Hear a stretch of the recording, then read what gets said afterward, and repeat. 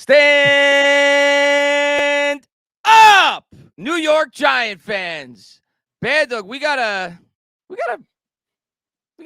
kind of a pretty big guest on tonight, huh? Yeah, I think Giants fans know who this gentleman is. I would hope so. If you're a Giants fan and you don't know who this man is, you must be sleeping under a rock. Right. You think we should hang up on him tonight or what? I think we should let him talk. I mean, 1987 All-Pro, multiple-time Pro Bowler, two-time Super Bowl champion, and Hall of Fame nominee. I think he deserves the right to not be hung up on today. Yeah, he talked some big game about this guy right here, number 5, and Well, he kind of showed up last week, huh? Yeah, I would think that Kayvon Thibodeau made a couple of New York guys eat their words. I'm not talking about these two New York guys. I ain't gonna waste any more time, guys. Everybody in the chat, give the legend a big warm welcome. I'll try to get to your donations, but obviously you guys know we're here for the conversation with one of the all-time legends in New York Giant history, Mr. Carl Banks. There he is. Thank you so much for coming on, Carl. We really appreciate you taking out the time.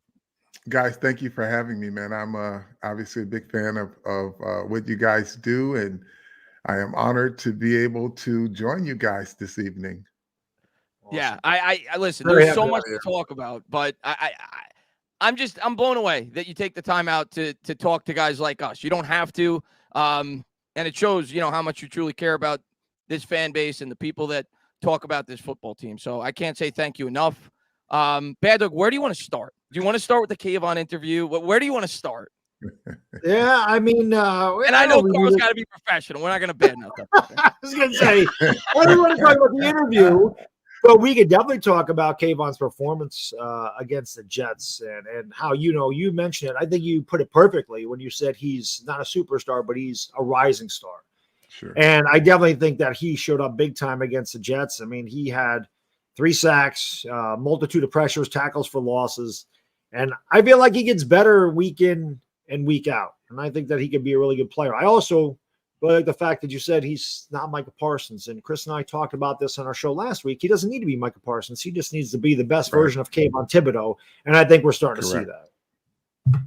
Yeah. And guys, I mean, we can get the elephant out of the room here and talk about it. First, let me just say this. The essence of fandom is about passion and emotion, right? So I don't begrudge anybody their fandom, right? But my role, right, my personal responsibility is something I take a lot of pride in, is to be able to give you information that will help you in your opinions, right? I can't tell you what your opinion should be, but I would like to think if I'm offering something that either you're going to be smarter from it or you're going to be more informed, and I have no problem with debate. Debate, I think, is healthy. It's good for your fandom. But when you start to go into places that you haven't even presented any qualifiers for, it starts to take a different turn, because when you are confronted with truth, or you are asked to kind of qualify your statements and you can't do that, things take a turn. And I don't take those things personal, because it wasn't about me, it was about the truth, right? And I must say this, Brandon Tierney and I are friends. We're going to be friends, because at the end of the day, we just did radio. And when we leave that space, we got life to do, right? Mm-hmm.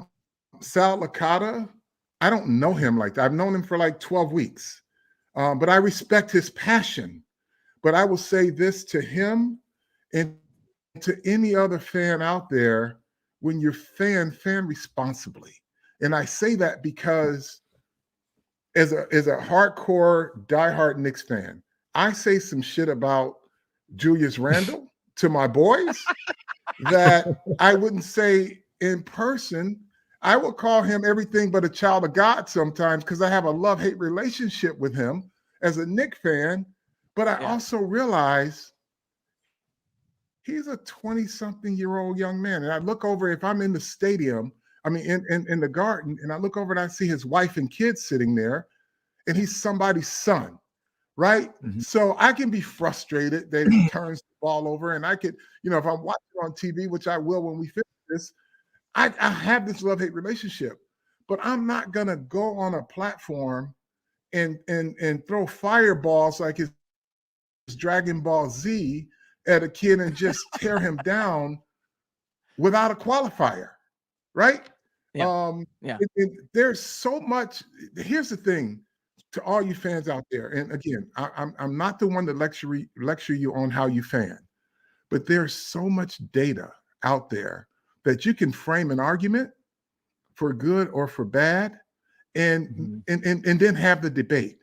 But don't tell me you didn't watch something and then tell me how a kid is a bust, right? And that's the part where I think it went left, because I'm just saying, how many times did you see him rush off the edge?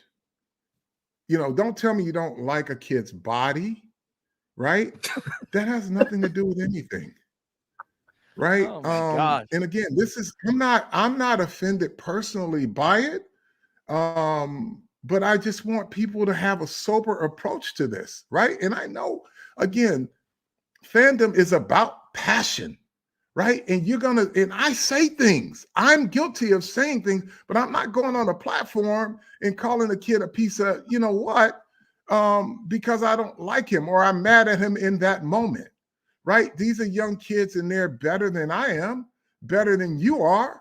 They don't hit your expectations, but then ask yourself, your expectations, you didn't draft him, right? So when you say to me he's not doing what a number 5 pick does, if he were a bust, and this is a fun fact behind the curtains, folks, if he were a bust, you'd hear it from the organization in one way, shape, or form before you guys would hear it. I mean, before you guys would be saying it. When an organization is upset with somebody, somehow that information gets out. We haven't heard that. Right. And you can say, well, he's not this or he's not that. I haven't seen this or that based on what I have looked at. But don't tell me you haven't looked at it and say he's not.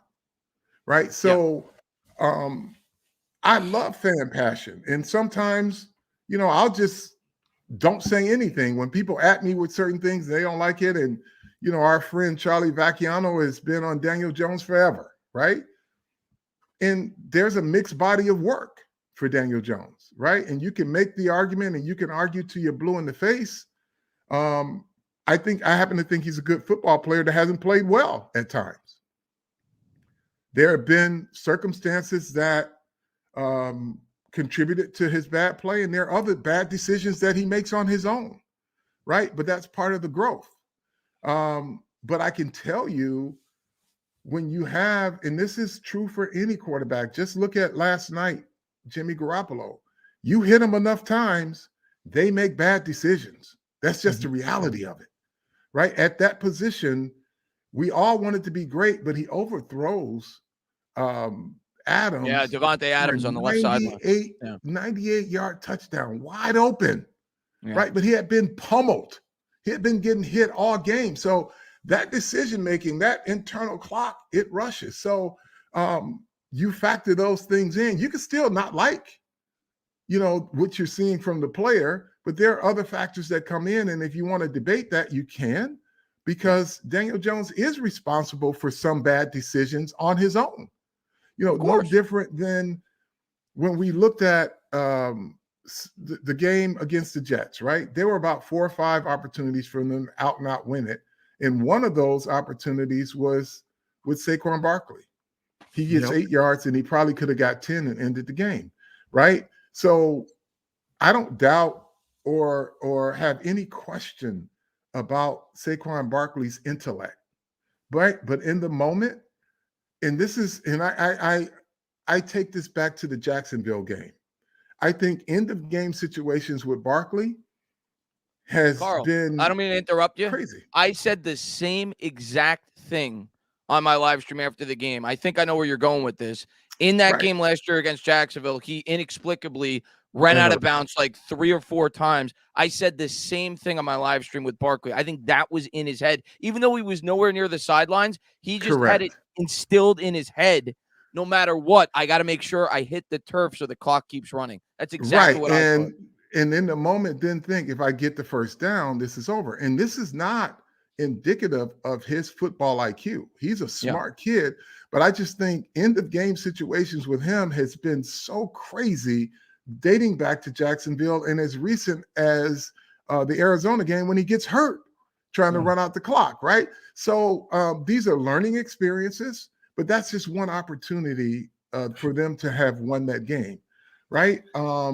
People do you think you should run for it on 4th down, Carl? On 4th and 1, do you think? I want to have this debate with you guys. I want to have this because I know where Bad Dog stands and I know where I stand on this. I want to get Carl's take on this. Yeah. I asked on the air, Bob, myself, and Howard Cross kind of debated that before any decision was made. I know points puts the game out of reach. They win the game. If you don't get it and the Jets go down and do what they did, they lose the game. So and then here's the thing where the analytics were pretty much even on going for it or kicking it. I'm okay with the decision he made because he made a decision to win the football game. He didn't make a decision not to lose. He made that decision to win the football game. I don't agree with the people who says, well, your kicker was hurt and you shouldn't have had him out there. Here's the thing. If you want to make that case, go look at every one of his kickoffs. He was kicking touchbacks. So don't give me, well, he was hurt and the kicker and he's supposed to have surgery.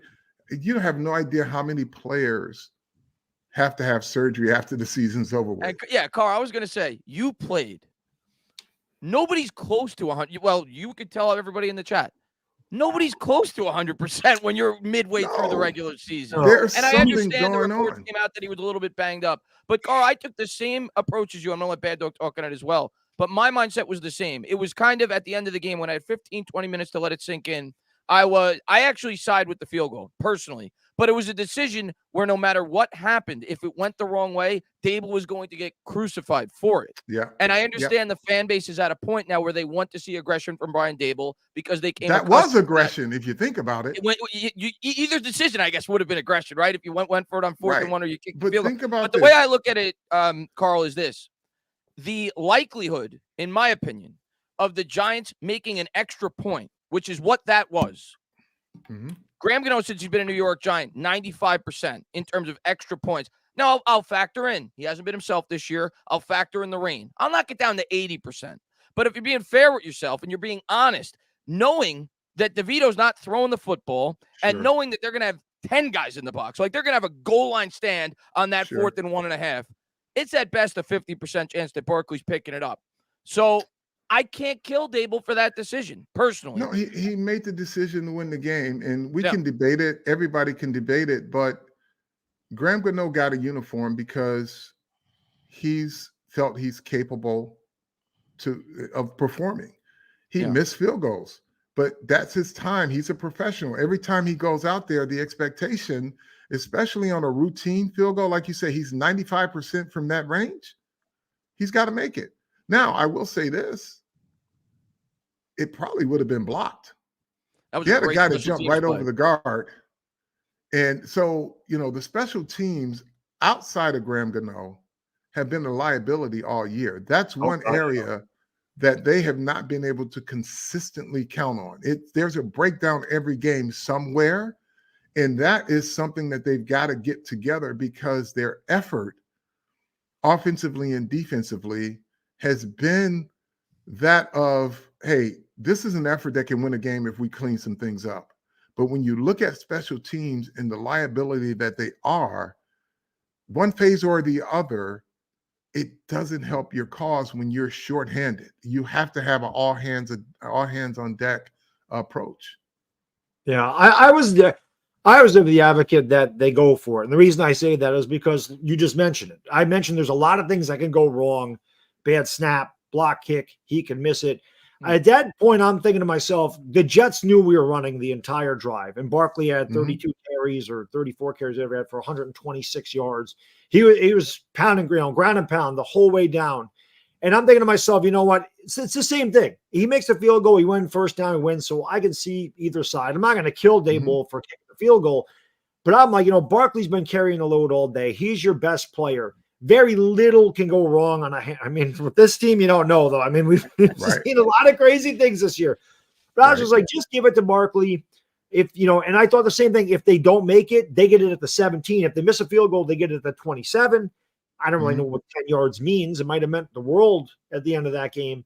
But that was my stance, was if they get stuck there, they have it inside their own 20, and they got to probably go a good 50, 60 yards to kick a field goal 24 seconds. So that was just the way I looked at it. Again, I'm not saying. And that's fair. I think, it is fair. I think either way, because the analytics said that either one was a high 90s percentile of success.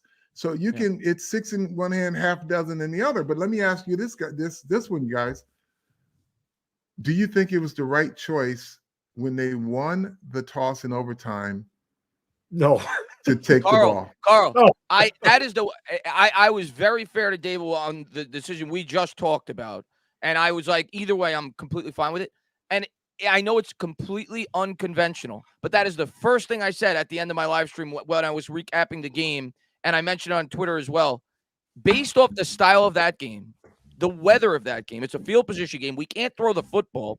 If I'm Daboll, and I know it never happens, I'm kicking off to start the overtime, because here's my thought process. You're going to start at the 25, obviously, because Gano's not really hurt, because it's going to go out of the end zone like we talked about. Right. They're going to start at the 25. You have a chance to get a sack. Kayvon was all over them. Maybe you get a holding penalty. If you get a 3 and out, you're going to get better starting field position than you would if they kick off. And then on top of that, he throws on the first play. So, and then everything went haywire after that. So I agree with you, Carl. I think that's where you were going. No, you're not agreeing with me. I just asked a question. Yeah, I'll be honest. I want to get your take then. I actually thought that the Jets won the toss. I didn't even know the Giants won. I wasn't paying attention. I thought the Jets won and deferred. I didn't realize because it didn't make any sense to me. Because like Chris mentioned, our defense has been dominant all game. The Jets had a really hard time moving the ball until that last drive. Until they did, right? Yeah. So, but Kayvon Thibodeau earlier in the game had a strip sack fumble. Yeah. So there's you give the ball to your best unit, and there's no question in that game, especially with Tommy DeVito under center, defense was our best unit. So here's my position on that. Anytime there is a sudden death scenario, you go on the offensive. Never go on the defensive, and here's why.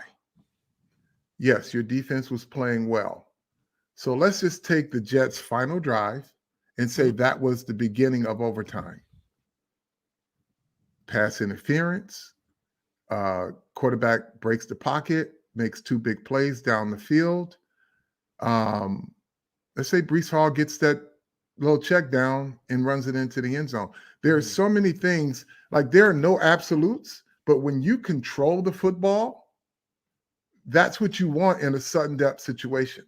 You don't want to defer that, because you will regret that if there's a simple breakdown. Like on the one big play before the pass interference, Dexter Lawrence is in the lap of Zach Wilson. O'Shane Ximenez loses contain. And that's how he gets loose to throw the big play down. So you have to be able to, whatever your circumstance is on offense, you like your chances better with the ball in your hand than the ball in somebody else's hand, because human error occurs. And it did at the worst time for the Giants on that last drive. Now, I completely get your point, and 99% of the time I'd agree with you, Carl. I think it's completely logical what you're saying. But the argument that you're making that human error does occur, I can make the same argument for the Jets offense. Sure. Human error could occur. You could create a turnover. They could commit a holding penalty. I just felt in that moment, in that style of game with the weather, that as crazy as it sounds, and I agree with everything you're saying from a logical standpoint, the Giants' best chance to win that game was to start on defense in overtime. But it's because of who we had a quarterback. What did you think of the play calling, Carl, when we did get the ball? Like, what was your thought about the the play calling down on our 15-yard line? Like, what did well, you they think? knew that they were going to run Saquon Barkley. There was very little chance that they were going to put with Sauce Gardner on the field with their defensive backs. Even if you had a shot to go down the field to Jalen Hyatt and try to draw a pass interference, the kid didn't have a lot of experience. And I think Barkley was your most reliable guy. And if you wanted to roll DeVito out and throw some flat balls or something like that, that's what they were going to do. And try to take advantage of an over-aggressive defense and see if they could get a bootleg or something like that. But I didn't have a problem with it. And people say, well, why would they have a guy on the roster who they didn't trust to pass the ball? Well, hell, he was a developmental player. He was on the practice squad. Circumstances brought him up in the situation in the game. As a coach, you coach around what is available to you and what's best to you. You don't want to, and they know that I'm saying Danny, they know Tommy DeVito much better than us. They see him every day in practice. They know his mental makeup. He showed a lot of moxie in preseason. This game was a big one, right? Yeah. And the pressure was high. That Jet defensive backfield is nothing to play with if you don't have complete confidence that this kid can go out and make a clutch play. And yeah, I mean, that's the reality of it. And they didn't have the confidence, and that's okay because they see him every day and they thought their chances were better with Saquon Barkley. And I mean, that's what it is. And we can question why he didn't throw the football. Well, he's a coach. He coaches him every day, and we know, but it's okay for people to question that and to be upset that they didn't allow him to throw it. But, yeah, you know, they bait him into something and he throws a pick six or something like that. Then I mean, Carl, we're saying, why didn't they give it to Barkley?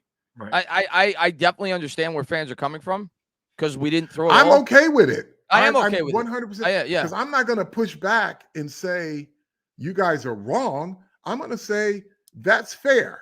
If you felt like he could have done a better job of play calling, it's fair. But you have to defer. I defer, not you don't have to, but I defer to the fact that, you know, a coach sees him every day and they know what they can trust him with. Like quarterback is about trust. What can they trust him with in terms of play calling? And the other thing I'll say, Carl, overtime, go ahead. The overtime when he dropped back and threw it 3 straight times. Like when playing with the lead, I had no problem him just handing the ball off.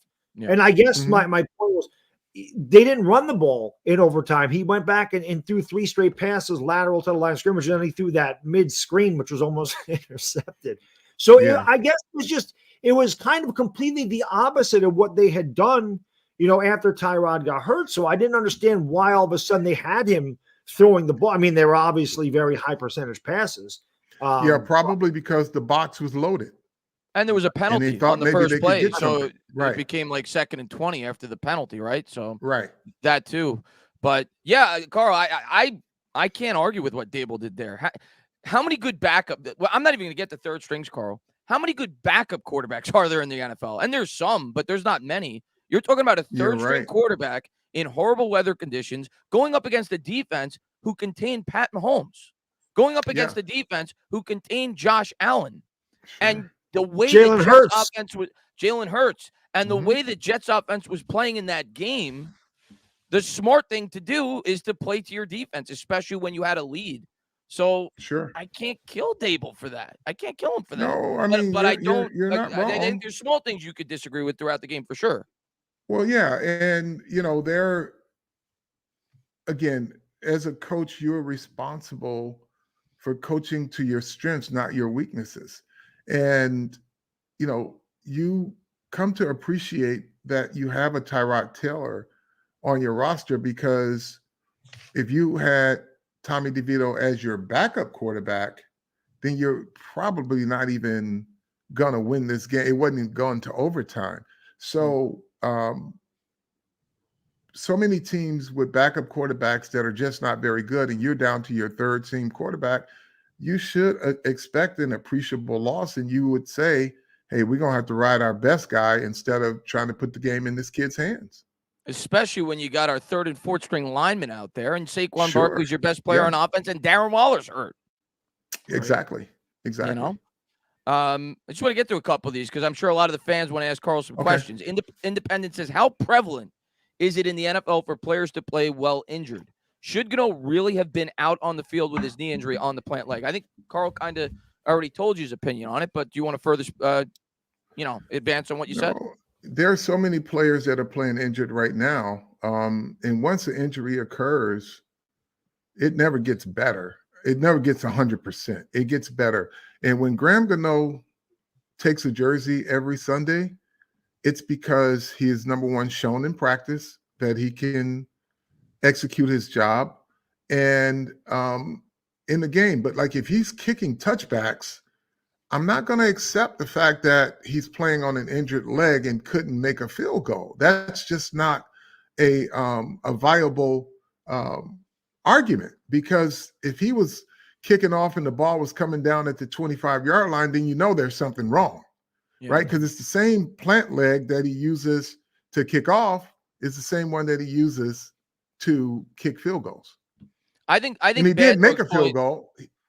I think Bad Dog's point in terms of against the field goal is more valid than the injury thing that people have brought up. Sure. The fact that you worry about the missed snap and in the rain and everything I think that's more valid.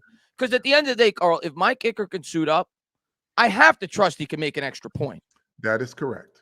Do you think it's in his head? Because he's missed 3 field goals in a row, which is unlike him. But going back to partially, but I think, again, just like the conversation we were just having about a quarterback, when they get hit enough, their decision-making and their judgment is impaired. Mm-hmm. With kickers, you see enough guys flying through the line of scrimmage, you might have the yips a little bit. And you don't want to get a field goal blocked, but, you look at the course of this season, it's every other game, there's somebody barreling down, even on – just think about the play that Andrew Thomas got hurt on. Mm-hmm. Block, right? And it hasn't gotten fixed on a consistent basis. One game they're good at it, the next game it's not. And I have to think that it's only because teams are not doing the same thing week in and week out, because if they did, you'd probably see the same type of results. Let's get a little bit into the topic of discussion of today. Chris is going to bring the elephant into the room. Trade deadline today, Carl. First, let's touch on the Leonard Williams trade before we get into the Barkley and the non-trades of today. If you're a Giants fan, how do you not love that value? Joe Shane goes out there, and I like Leo. Leo's a damn good football player. But Joe Shane goes out there. He trades a guy that's 29 years old. He's going to be a free agent at the end of the year. He's approaching 30, and he's able to get a second-round pick and a fifth-round pick in 2025. That's more than what we gave up to acquire him when he was 25 years old. And I understand people are talking about that we ate the contract. At the end of the day, you're a team that's, at least it appears, they're probably trending towards another rebuild, unfortunately, or at least kind of a retool maybe. Maybe that's a better word for it. I'm not too concerned with damaging next year's cap space by $5 or $6 million if I can get a additional premium draft pick, which a second-round draft pick certainly is. So, slam dunk trade there. I don't even think there's much analysis that needs to go into that. Because Chris, we were going to eat the contract if we didn't trade him. So we might as well get a second round pick out of it. Yeah, I think that's a win-win situation. Leonard Williams is a great teammate, a really good quality person, and he's a football player, a really good football player who was rarely hurt. So, it's win-win. But here's the thing I'm going to watch for. Right? Micah McFadden and Bobby Okereke were having clean runs. Their reads were very clean. When they made the decision, and I'm sure Joe Shane went and talked to Wink and all of these, Bobby Johnson and those guys, and said, okay, we're about to make this trade. Are we sure we have the right guys to sustain what this guy brought to us? And clearly, they didn't have a choice. They were going to have to say, yeah, we're going to make it work. But those inside linebackers are playing so well. And a lot of that, in part, is due to the entire play of the defensive line. So yeah, next man up. Literally, you got big shoes to fill, but you just have to do your job because you're not as good as Leonard Williams. If you were, you would have replaced him as a starter back in training camp. But I'm happy for him that he's going to a team that appears to be headed to the playoffs. The Giants got great value for it. And I don't know if their defense is going to take they won't be a significant drop off because they're all across the board. They're playing good football. So I like it. I like it for the Giants and what they get in terms of building, for the future. He brought up the linebackers, Bad Dog. I think we got with Carl. How do you not talk about the linebacking core when you have Carl Banks on the channel, right? Right. Been promising this year. Like Bobby Okereke started out a little rocky, maybe the first, but the whole defense did, like the first couple of weeks. But and I want you to give your opinion on Okereke. But McFadden to me has been the real guy that's been a shocker to me. I was excited about Okereke.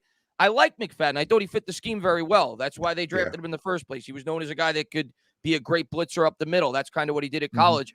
But what's been your opinion thus far? I think it's the best linebacking core we've had in a long time. Not saying much, but I think it's one of the best linebacking cores we've had. It is saying much because they're playing lights out. Oh, they're playing great. They're playing great. Both guys, and I know there were a lot of people who just didn't see Micah McFadden being what he is today. And what I would tell people is when you evaluate linebackers, especially off-ball linebackers, is see if they know how to find the football. See if when that ball is snapped or handed off, they're headed in the right direction without hesitation. And that was the one thing I saw from Micah all training camp and when the season started. Micah's biggest problem was that he was a poor tackler. He would not commit to making tackles. And I'm saying this, and I told him directly, and I said to him, if you really want to maximize your ability, bring your pads with you. You'll love it. The feeling is great. You'll make a great tackle because arms, when you put arms in moving legs, they just run right through them. But when you bring your pads, you're going to misdirect the guy and he's either going to go down or he's got to change direction. So I think that was the biggest adjustment he had to make because he's playing fast. He's always played fast and decisive. And now with the way the defensive line is playing, it's cleaner for him too, because he can get caught up on blocks and he can get blocked if but he's playing so fast right now and his decision making is great.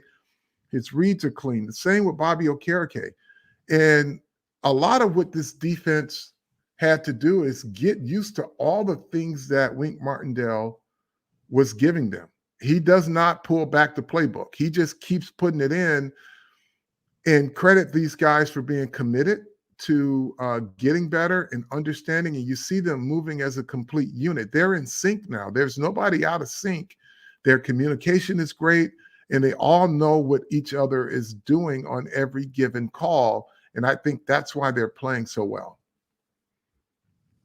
Yeah, I agree. I thought that about Okereke, just getting used to the scheme. And once he figured it out, you've seen a massive improvement. They are fantastic. And me being a defensive guy, because I grew up in the 80s and I know about the linebacking core and how great it once was. It's good to see that back. I've always been a defensive guy. Chris will tell you, every time we go into the draft, I always want a defender. We got into a fist fight. We got into a fist fight, Carl, in 2020.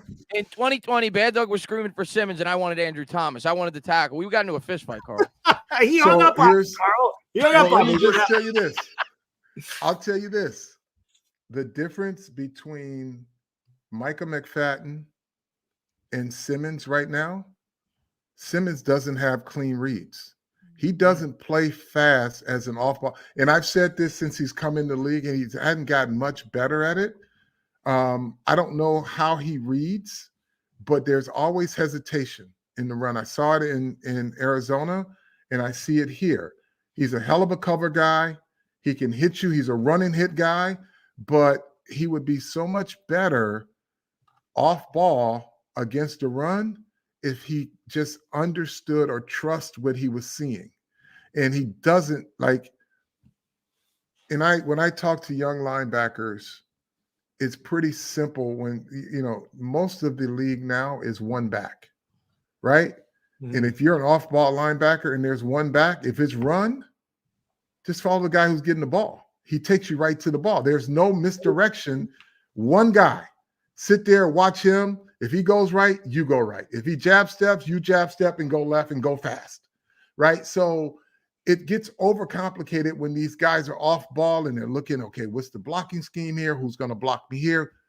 The back will take you to the guy who's going to block you too. So it's pretty simple when there's one back and one guy can get the ball. And that's not RPO. I mean, RPO will take you there too if it's one back, but that's the simple part of it. The coverage piece of it, he's got it licked. But I think he could be such a great asset, a bigger asset, when he gets his reads clean and he understands. But I think there's a lot that goes through his head, and I can look at it. And if I were to talk to him after every play, I would say, what are you thinking? What did you see? He would say, well, I thought the lineman was going to do this. I thought the lineman was going to do that. I mean, once he sees it, he's off and running. Like, he doesn't chase his tail, but he's so hesitant at times that he's a step slower, but he's thankfully so athletically gifted that he can make up ground. But he would be so much of an asset in every phase of the game if his reads were cleaner and he understood how to read it. And I know they're teaching it, but in his head, he's got to clear it. Like, those guys in front of you, don't worry about what your defensive linemen are doing. They're going to do their job. Simplify it for yourself and say, it's one back. If he goes this way, I'm going this way. If he goes that way, I'm going that way, and see how much faster he plays. And you'll deal with the blocker if he beats somebody, but at least you know who's going to block you without even having to try to decipher what the blocking scheme is, right? Simplify it for yourself, because in pass coverage, he's so gifted. He can run routes. He understands the route trees and all of those things. If he was a kid that could do that in the run game, watch out, because he's 6'6", fast as lightning, but he has that hesitation, and you can see it's because he's worried a lot about blocking schemes, as opposed to Micah McFadden. See ball, get ball. Simmons to me just feels like a player that his scouting report basically stated that he was. He's a positionless player. Like, he's a guy that hasn't mastered a craft at any single position. That's kind of what he feels like to me. Obviously, you're much more educated on the topic than I am, Carl, but that's just how he feels to me. Well, he's a jack of all trades and a master of I won't say none, because he's a hell of a cover guy. Yeah. You can put him in coverage. He can do that. But, when he's in the game, teams are going to look at it and say, well, if he's off ball, let's run at him. Yeah. And he has to be the player who says, well, if I'm off ball and you run at me, I know I'm going to get it. I'm going to make the tackle. But there's, I think he'll get there with Wink and that staff. They're great teachers. So he fits that scheme incredibly well. Yeah, he fits the scheme incredibly well. I was pumped when we got him, because like Chris said, I wanted to draft him. I loved him because of his athleticism and his skill. But I do think that sometimes, like a guy like Isaiah, do you think he's like thinking too much? Like, I talk about this with Daniel. Absolutely. And I think last year, I don't want to just totally change topics and get into Daniel Jones, but last year I felt like Daniel Jones just kind of let it go. He wasn't, and like you mentioned, getting hit a lot's definitely going to take a toll. But I felt like this year he's been hesitant. And in the NFL, if you hesitate a split second, it's too late. So that's with Isaiah Simmons. You just think he's thinking about too much. Isaiah Simmons could be a very frustrating player. And because I'm a football fan outside of what I do with the Giants, I watched him from college to the pros. And when I watch him play, he's very frustrating because I don't understand why he's so slow as an offside backer in making decisions. But I do know, because he's worried about too many other things going on. And that frustrates me, because when you put him in coverage, there's no hesitation. So I think he'll get there. I hope he gets there, because he's just so gifted. And if he can get that piece of it down, he will be one of the most complete players this league would have. He is a taller version of Wilbur Marshall, right? Wilbur was exquisite in pass coverage, but Wilbur was very fast in reads because he wasn't very big, but he would strike like a cobra because he was very decisive off ball and he knew exactly where to go. And I think for Isaiah, and this is just my, kind of educated opinion, is that he's got a lot going on in his head when he's faced with a running play. It just, I've seen it his entire career because I was am a fan of his since he come out of college, and I just see it. And I'm like, what's holding him back is one back in the backfield. Why are you hesitant? Why are you allowing yourself to get blocked? And I'm like, he's worried too much about blocking schemes. And when you sit in meetings and they go over all these things, he's trying to absorb all the things that when the coaches are talking to the defensive front, he's probably taking that in, right? When they're talking to the defensive backs, he's probably taking that in. When they're talking to the linebackers, and then when he gets on the field, he's trying to process all of those different conversations. When playing linebacker is pretty simple. See ball, get ball, right? And if there are some indicators that can get you there faster, you'll be in position to take on blocks. But if you're a step slower and somebody's got leverage on you, you're out of the play. So, yeah, he can be frustrating. As a fan of his, even when he was in Arizona, I've always been frustrated with why he just couldn't be in the run game what he is in the pass defense. Yeah, I want the Giants. I think he's got a ton of potential. I would love to see them bring him back because he's still a young guy. They probably will. But if they would have drafted him, you would have been the most frustrated guy ever. Oh, yeah, because I'm just telling you right now. We wouldn't have left tackle. You with that part, but the fact that he would have never been what you thought he would be would have been extremely. Oh God! Well, Carl, think about the way they talk about Kayvon.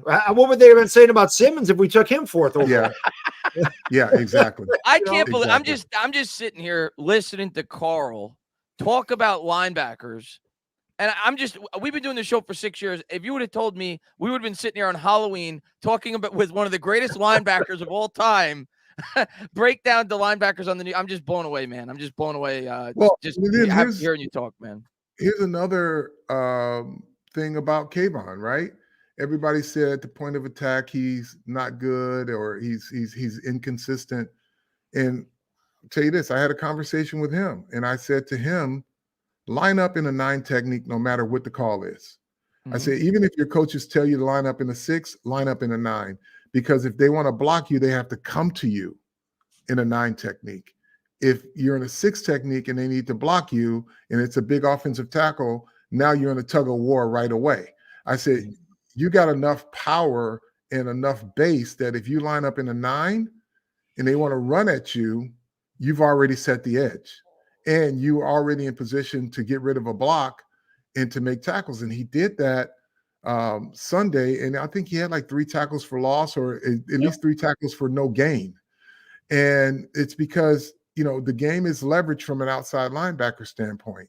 And especially if you've got to deal with offensive tackles all the time, you want to make those guys move to get to you. You don't want to give them an easy target because they outweigh you by 30 pounds. And then, it wears on you. So when you give yourself an edge, which you really are, it gives you the advantage. That's another linebacker one-on-one. You really highlighted that last sack that he had on Twitter, that double move that he made. The ERD? And he lost no acceleration on that. But that's not normal, Carl. Yo, I'm going to tell you that the difficulty of that move, literally to go inside and then come back outside and hit the corner, is there are not a lot of people who can do that, whether it's a third team tackle or a first team tackle. That move it's special, and I don't know if he planned it, but he never showed it until that last drive of the game, which tells you about his football IQ. But I call that the ERD. It's like the electronic revolving door at airports. You know, when you start going and they stop all of a sudden, and then they start back up again. That's what he put him in. He put him in that electronic revolving door, man. And it was something nice to see, because when you commit to an inside move, your hips and body are there. And then you have to readjust your hips, get back outside and turn the corner. So that's footwork and body control. And he had to use his hands on that, man. That, I'm telling you now, it is not easy to do. Yeah. He's I want to get to Chris. I want to talk about Kayvon with you for hours, but I want to get to what Chris has to say here, because we started to talk about the offseason a bit. Let's transition now to today, because the huge topic on Twitter today, guys, was the Giants were inactive. They made their trade for Leonard Williams. Why didn't they trade Adoree'? Why didn't they trade McKinney? Why didn't they trade Saquon? And obviously, you're going to agree with some of those thoughts. You're going to disagree with others. Chris comes out and says right here, was a mistake not to trade Barkley if you're not going to sign him long-term. I'll start, and then I want to get Carl's take. I want to get Baddog's take. My thought on this, Carl, is, one, we don't know if they don't want to sign him.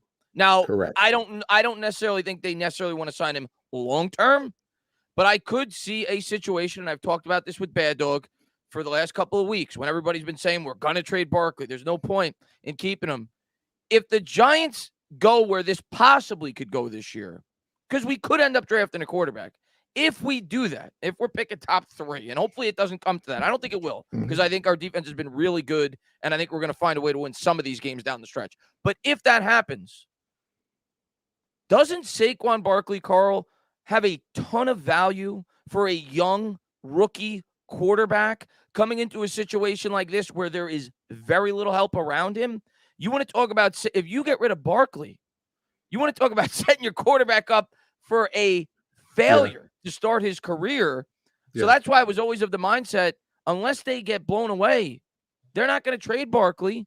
And I think they intend to keep Barkley. I don't know if it's going to be for 1 more year, 2 more years, but I think he's going to be with the New York Giants in 2024. If you want to know what Saquon Barkley's value is, look at what he did. He basically carried the team in that Jet game. They didn't have another option other than Saquon Barkley. And then you had this vaunted Jets defense.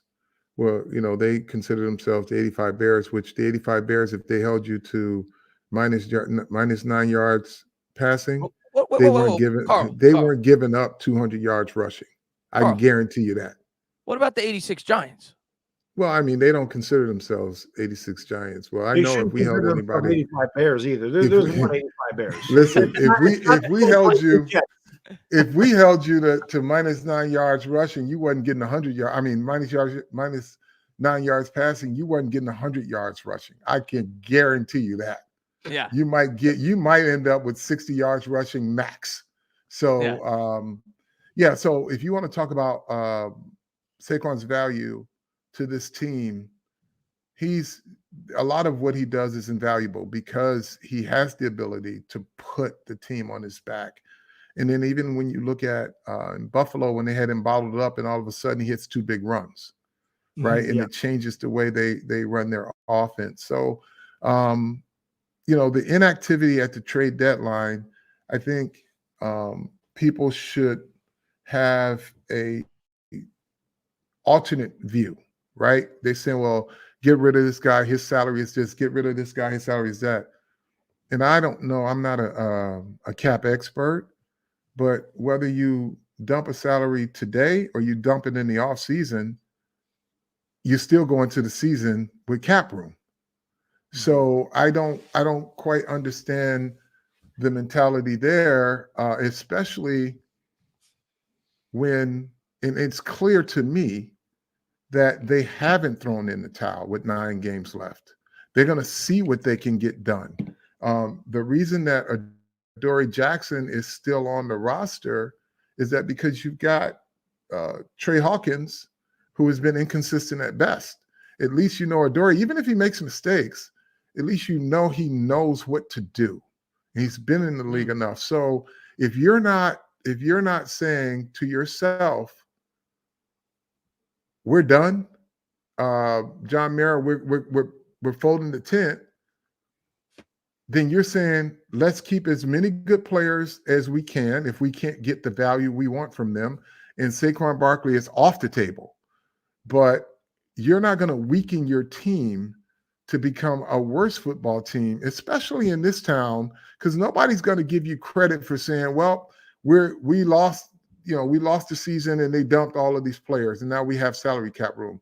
Well, they could have done that at the end of the year, at the end of the season, and that salary cap room would still be there. So it's a loser's mentality to start to bail on your season, especially when you're a coach who's very positive and you got some things going well for you on your roster. You don't want to weaken that and kill the morale of your team, because teams that play hard, and Exhibit A is the journey of the Detroit Lions. I don't know where the season's going to take them, but you know where they started, winning 2 games, and where they are now, right?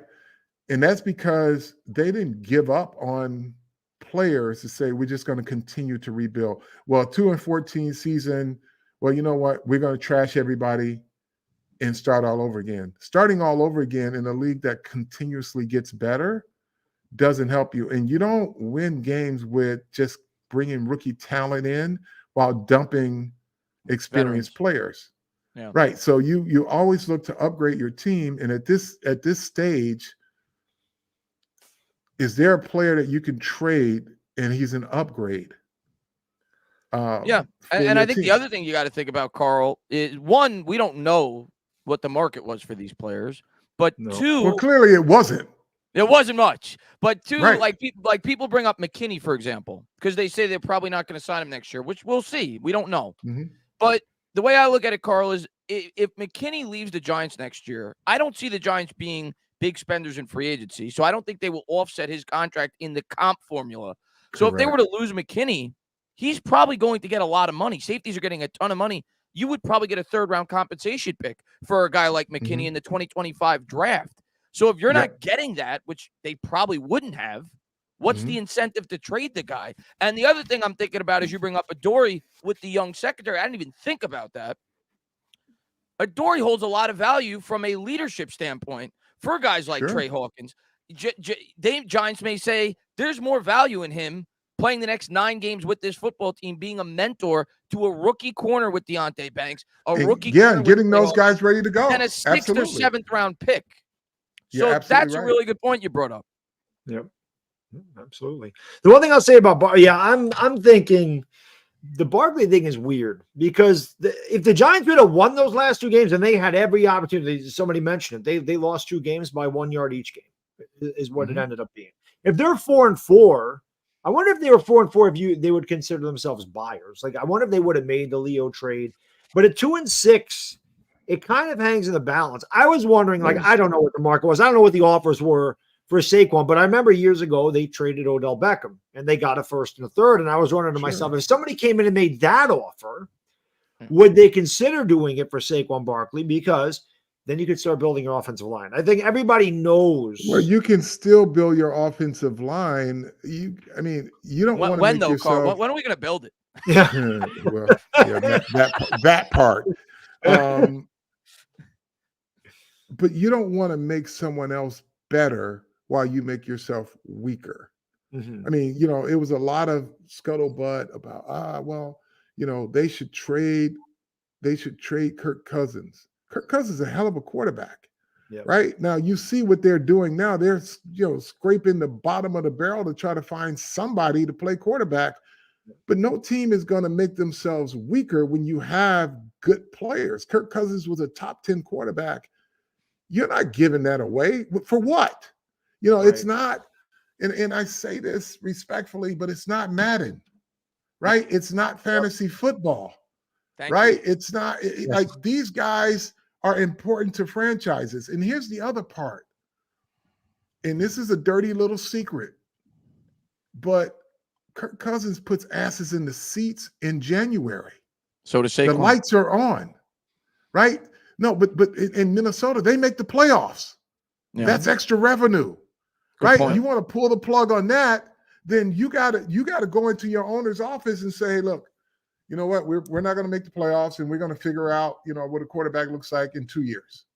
And his owner is saying, Ziggy Wolf is saying, what the hell you mean? I just made, you know, $15 million last January, and in the next game we made another $25 million. That's $35 million. What are we talking about? Right. So good point. Those things factor in, whether you want as fans to believe that. But when you get to a point where you can't go any further, is when you say, okay, we're going to start to retool this thing. But when you putting asses in the seats and you're in a division that now doesn't have Aaron Rodgers, you just want to stay in the hunt, right? True. And with Kirk Cousins, they go to the playoffs. You're not dumping that player, right? And if you're in the Giants situation, do you want to make yourself weaker and not know what the next guy that you bring in is going to be like? Which Carl, you know what you're reminding me of as you're saying this? The situation we had with Daniel Jones going into this year. Yeah. What alternative? And I had you on the channel again. Thank you for coming on for a second time. I had you on the channel, and we talked about Daniel Jones. We talked about the job that we thought he did last year, and you were even higher on Jones than I was. You were really high on him. I think you went as far to say that you thought he was a top 8 quarterback in 2022. What's your, because it's everybody in the chat wants to hear it because he's the quarterback. He's the face of the franchise. What's your thoughts right now with 9 weeks to go in the regular season of where Daniel Jones stands with this franchise? I think this next 9 weeks are going to be telling, right? Yeah. I think Daniel Jones is a smart quarterback. He's got the ability. I think he's got to show great decision making. I think the coaching staff has to be very intentional with him getting the ball to playmakers. And if he doesn't show that he can do that when they dial those plays up, then you learn a lot about him, right? Because his decision making has been off when he was not under pressure. But then again, I say I understand why, because he's seen so much so early that it impacted him. And I said that, 3 games into the season, I was like, it's not sustainable because you just can't make good decisions under duress. Now, I will give this makeshift offensive line credit. 2 weeks ago, Brian Dable said they didn't have a single mental error. So knowing who to block is half the battle. Right. And then that gives your offense, running backs and quarterbacks a chance. When you know you've got your assignment and you just don't have a guy running free in your backfield, you give your guy a chance. You give Saquon Barkley a chance to make things happen. You give Daniel Jones to use his mobility to make things happen because he says, okay, they got everybody picked up. Oh, my guy got beat. I can move left. I can move right. But when you have guys that are just being turned loose, you have no shot. So to answer your question, the next 9 weeks will be very telling for Daniel Jones. I don't think he lacks ability. I don't think he lacks mental acumen. But I think they need to be very intentional in saying, we got number 13 out there. I want you to just let it rip. This kid and don't miss those reads, because there were a few times he missed those reads. Yeah. And he can't do that. Now that he's back, this will be telling this next 9 weeks. Whether how much did Tyrod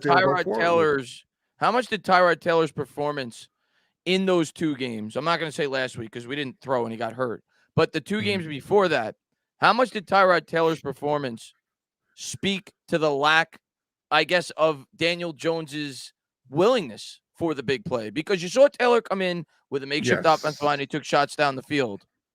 How much did that tell you about Jones as a quarterback in this offense, or at least as of now? Well, what we knew about Jones this year up to this point was telling enough. I don't think anything Tyrod Taylor did put you in a different mindset, didn't put me in a different mindset with Jones. And the reason I say that is they operate from the same playbook, but they weren't the same plays.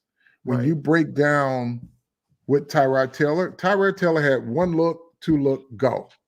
Daniel Jones, 1, 2, 3. He had a progression. And talking to the coaching staff, they alluded to the fact that they're going to have to put some of the stuff that they did for Tyrod in for Daniel. So they just tell you they weren't operating from the same script, same playbook, but different mandates. And so it may be quicker. Even on deep passes, it's a quick, short look and go deep, or vice versa. But when you go down and you go break down Tyrod Taylor, his reads were not, 1, 2, 3. It's 1, 2, go. And he was, you could see here, ball's out, or he's tucking it and getting out of there. And so that was not Daniel Jones. And I know a lot of people don't want to accept the fact that, well, Tyrod is running the same playbook.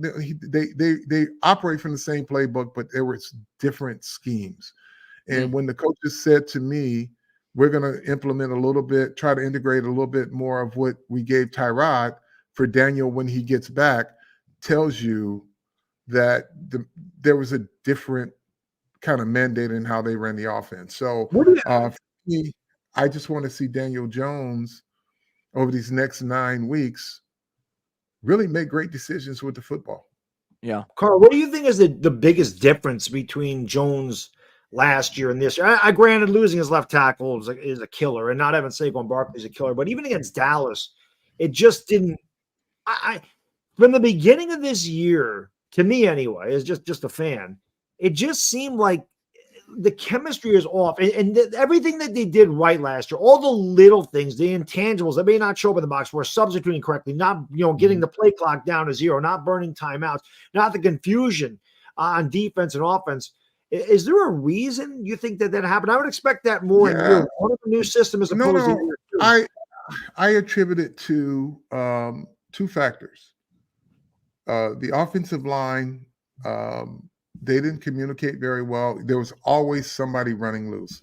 That's one, but that's not to excuse Daniel Jones' poor decision-making. I think the Dallas Cowboy game and the one after that, when teams were just getting after him, it was a blueprint. The key was to exploit the offensive line. A lot of twists. Guys are running loose every single game, and I think that is in part why Daniel Jones didn't make good decisions, but there are other times where he was seeing guys that weren't there, right? He was anticipating someone getting there instead of anticipating a guy not being there and making a good throw. So it's a combination. It's on him too. I'm not excusing that, but the accumulation of hits early in the season really took its toll on him. It really did. Another thing I wanted to ask you really quick. Coach Dable, I love Dable, but game 1 against Dallas, I had a hard time understanding why Daniel Jones was in that game with 3 minutes to go. And Dable said we were just trying to get some momentum. But but they had all the backups around him, like the backup linemen, the backup wide receivers. Do you have a reason why you think they had? And I felt the same way against Seattle when we kept getting killed. Carl, even Micah Parsons came out and said that it was ridiculous that Daniel Jones was still and I said it on the air. I said they should get him out of there because he's taking unnecessary hits. Right. Yeah. There was nothing to be gained in that game other than him taking more hits, especially when your offensive line was out. It's almost like you're punishing him to leave him in there, and he was taking punishment. So I didn't have an answer for that one. I questioned it on live on air. I'm like, why is he in the game? They need to get him up out of there. Yeah, and he took a lot of hits. That's probably Dable's most questionable decision he's done all year. Yeah, I would say yes. I would say yes to that, and I think Daniel Jones' confidence took a hit as a result of that. You think so? I think his confidence took a hit as a result of that. Absolutely. Last year I saw a very confident quarterback, and the Giants won a lot of close games last year. They're losing them this year, but it just seemed like they did. Like I was here for the advocate last year. I remember Dave Gettleman always talking about the locker room culture. You know, we want good guys in the locker room. And I get that. But I was a guy that says, yeah, winning builds culture. You start winning, you start believing, you get down. You're like, we've been here before, we can come back and do it. Last year, he had 5 game-winning touchdown drives at the end against good teams, Green Bay, Baltimore. Against Minnesota, he went and tied the game before he ultimately lost on a 61-yard field goal. But this year, it's just amazing what confidence can do. And again, that's not a box score thing. I talk about this no matter what you do in life. If you're doing it with confidence, you're going to do it much better than you would without it. And like you mentioned, you know, if he got his confidence rattled in week 1, I think it's showing up all season that he has not. Did, because you have the best intentions the week after, right? You say, okay, I'm going to shake this off. I'm going to come out. And then you see the same thing over again. Somebody walk into a different room. We've seen lack of confidence. Look at Carson Wentz. He got destroyed. I think that had a lot to do with confidence when they drafted Jalen Hurts in the 2nd round. He went from being one of the better quarterbacks in the league to one of the worst. And I think a lot of that had to do with confidence. So confidence, like Bad Dog said, especially in football at the quarterback position, very important. Yeah, and I don't know a lot about Carson Wentz and his disposition, but he can't get a job now, and he's got ability. So maybe it's a little more than just confidence with him, but I don't know him to say any different. But the fact that Minnesota needs a quarterback, and he wasn't awful in Indianapolis, and they didn't even knock on his door. Yeah. So I don't know what that, you know, what it says about his disposition or his ability to be a leader of men. And I'm not passing judgment on him because I don't know him, and I've never spent any time with a coach who told me what Carson Wentz is or isn't. But I just wonder why, as a competent quarterback with ability, he's not getting a sniff. I mean, hell, Matt Ryan was a shell of himself. And I mean, they would probably call him today to see if he could play, if he wanted to play anymore. So yeah, I read that the Giants actually brought in Matt Barkley. I mean, that should tell you. They signed him. So they signed him. Matt Barkley, which by the way was the quarterback the last time the Giants won in Philadelphia, as crazy as that is. But they decided to go with him instead of Carson Wentz. So again, I think some of that has to do his familiarity with Dable. He was there in Buffalo, but yeah, it is weird that Carson Wentz doesn't have a job right now. That's for sure. A little weird. Yeah. And you brought I don't know what it means.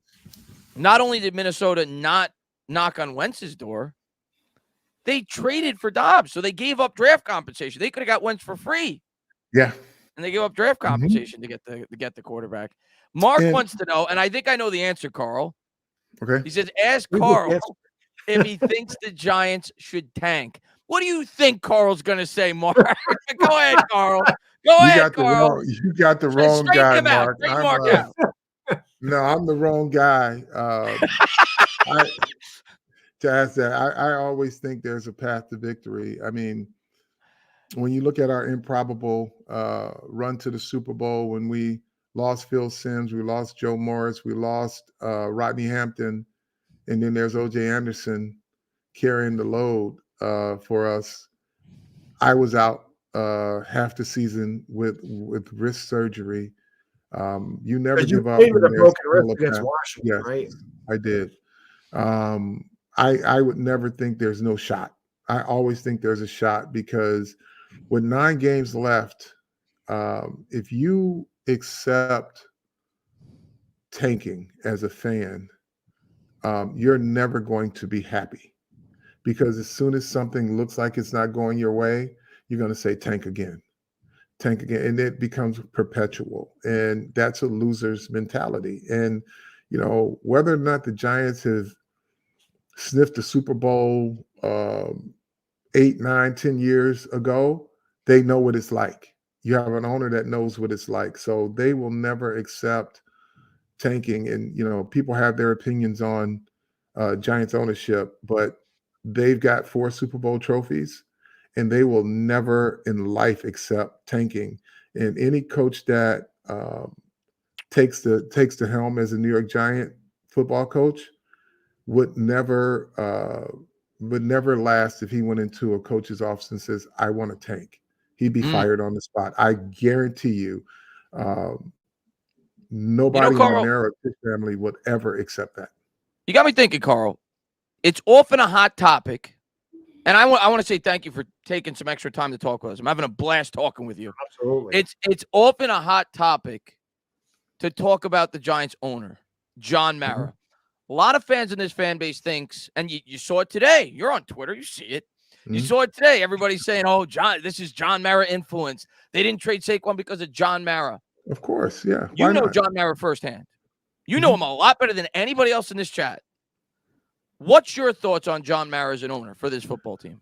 So let me just get this out of the way as a qualifier, because somebody's going to say he's saying that because he works for the Giants. Right. Two things can be true. I do work for the Giants, right? And I will say I am a Giant fan because that's what I'm supposed to be. But I can tell you that you're looking at an owner, a set of owners, the Tisch and Maras, that grew up in football. They didn't parachute in. Right. When the late Bob Tisch bought into this team in 1989, I believe it was, he was invested, and his sons grew up. John Mara, Chris Mara, Frank Mara, they're in the locker room shagging footballs. They're doing dirty laundry. You know, Frank was like an equipment manager, right? Chris was learning with scouts. This is not an ownership that parachutes in and they're meddlesome. These guys grew up in the game. This is not your typical billionaire class who says, I need a trophy. This family is invested, and they're not happy with the team losing. They die just like you fans, every loss. So they would never, ever accept tanking. Losing is not something that they're happy about. They understand, but they take a sober approach. They understand when an offensive line is bad, but they want answers too. They want the same answers that you guys want. So John Mara doesn't meddle. He trusts his coaches.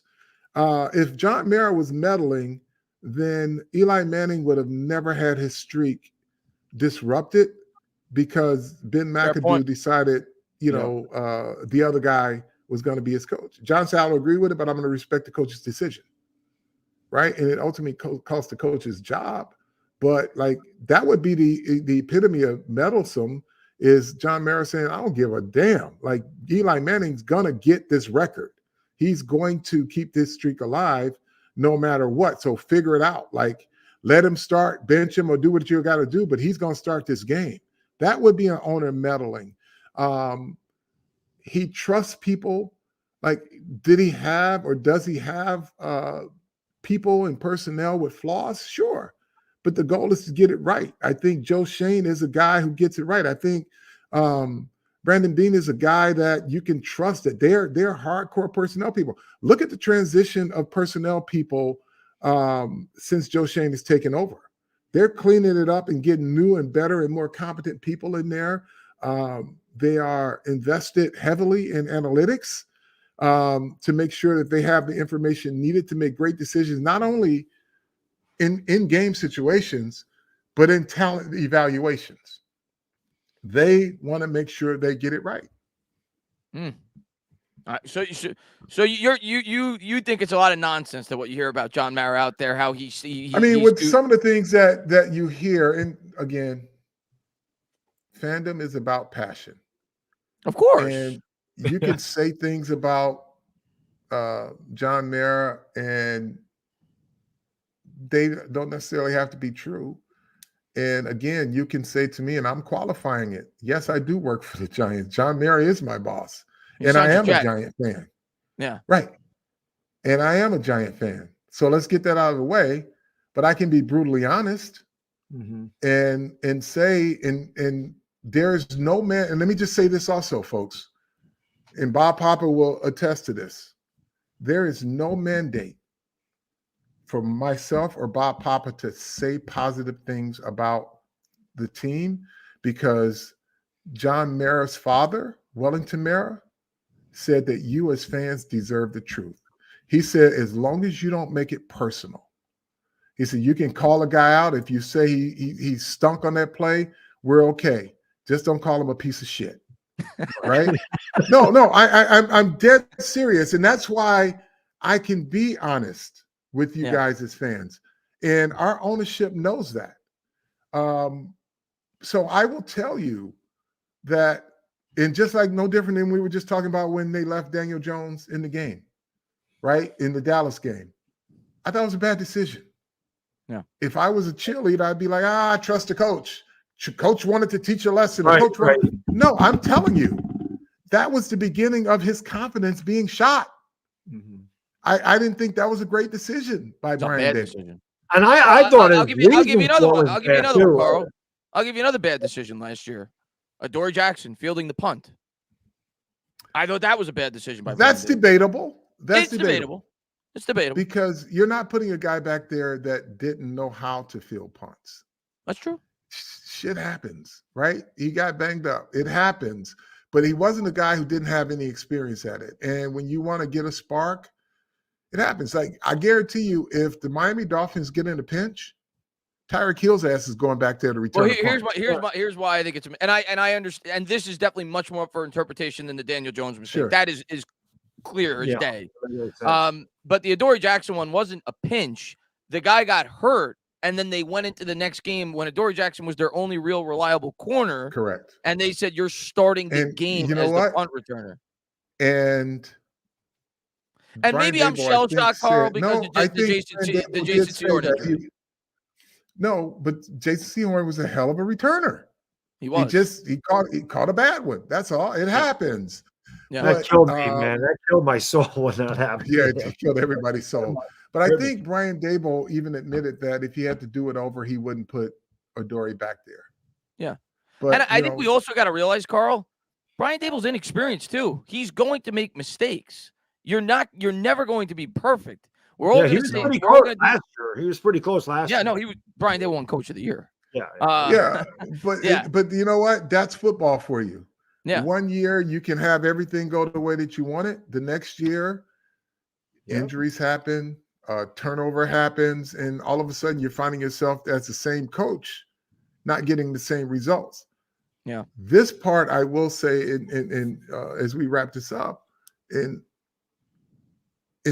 9 games left, and you see these 1 yard losses, literally. Mm-hmm. Those things tend to even out over the course of a year.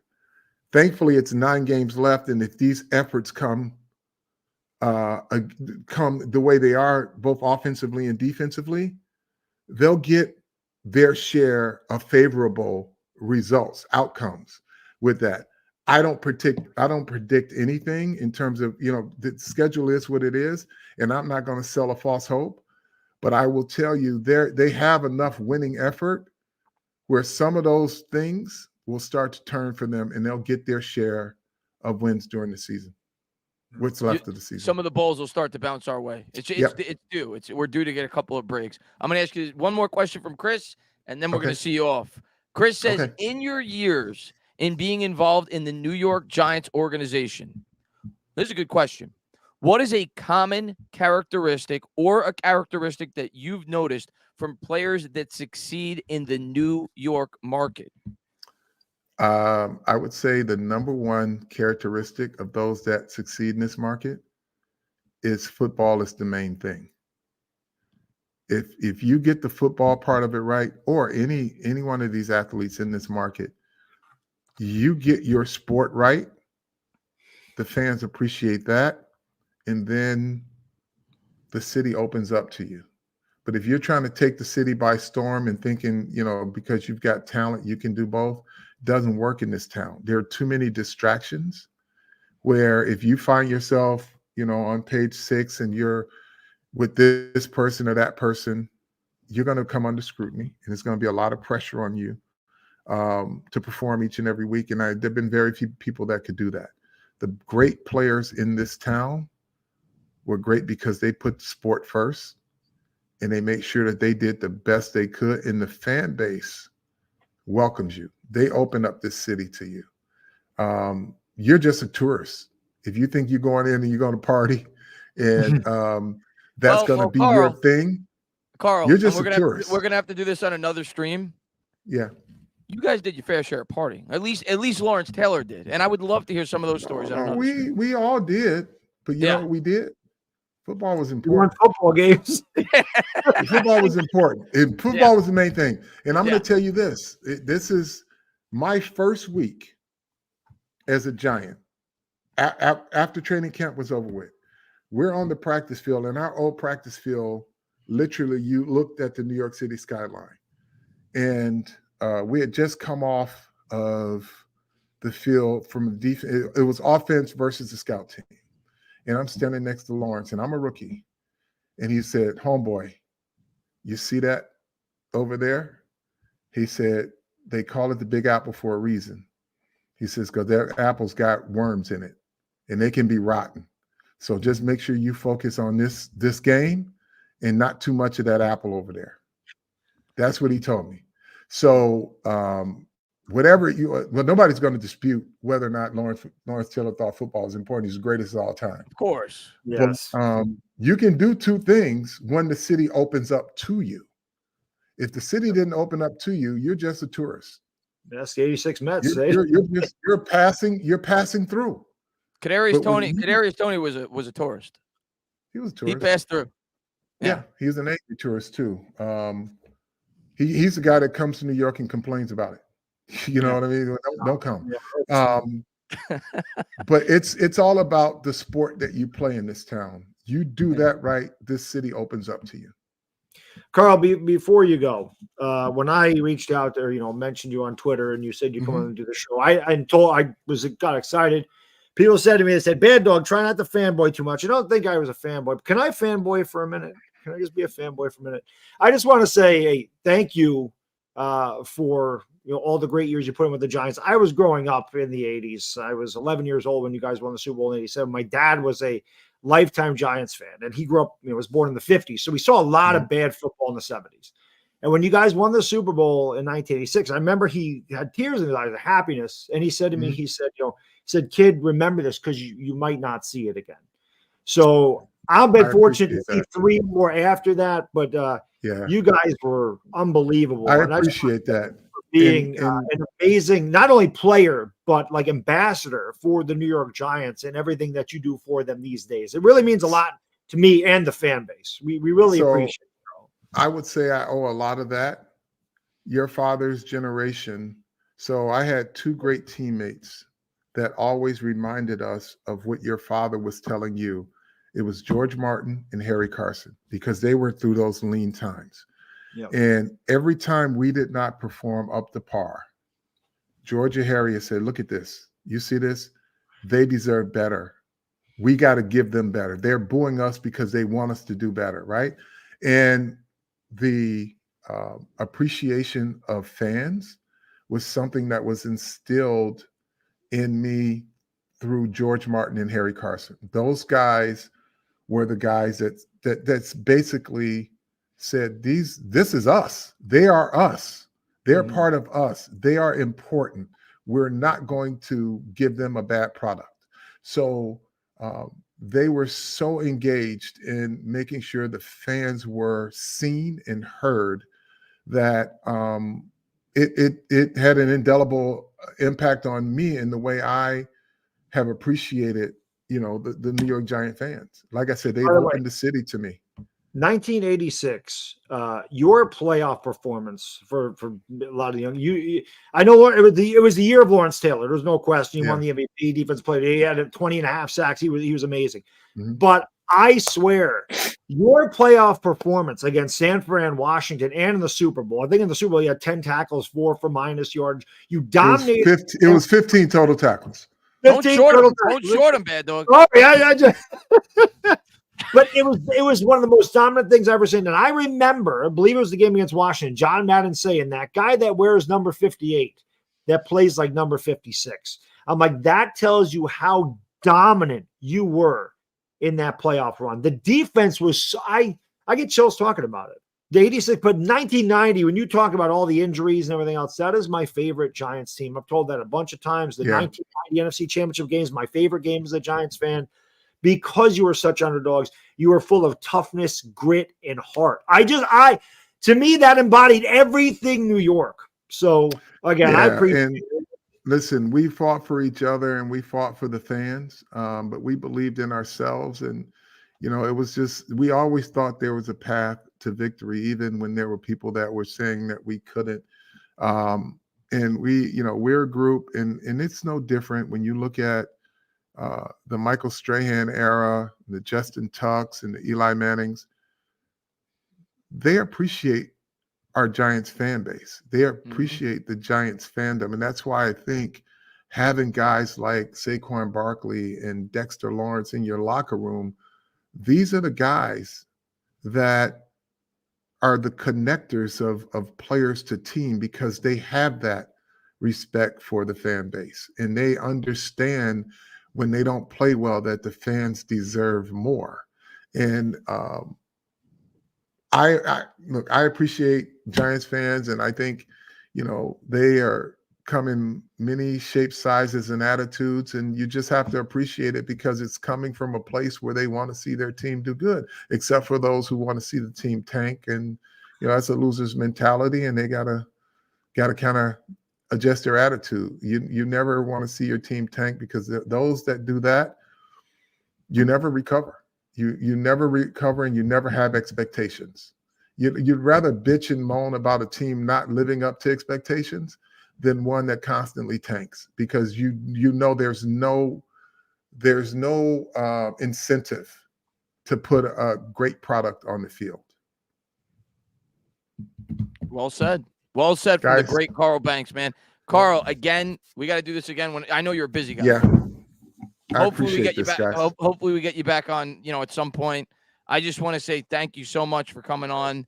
Thank you so much for what you mean to Giants fans.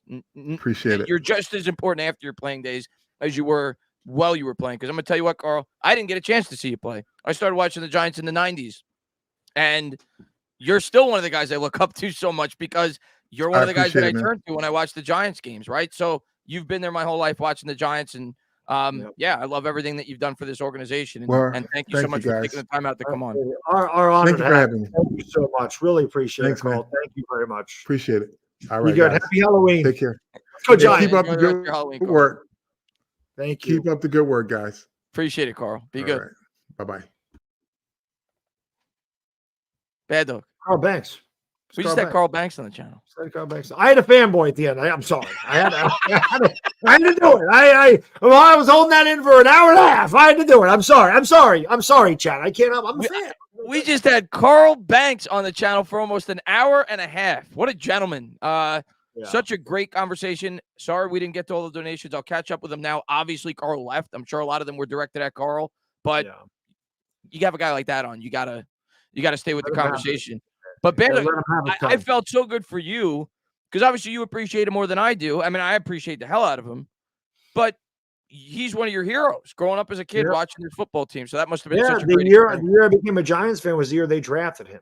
And like I said, just growing up, I was lucky enough I missed all the bad Giants football in the 70s and early 80s. Going through it now.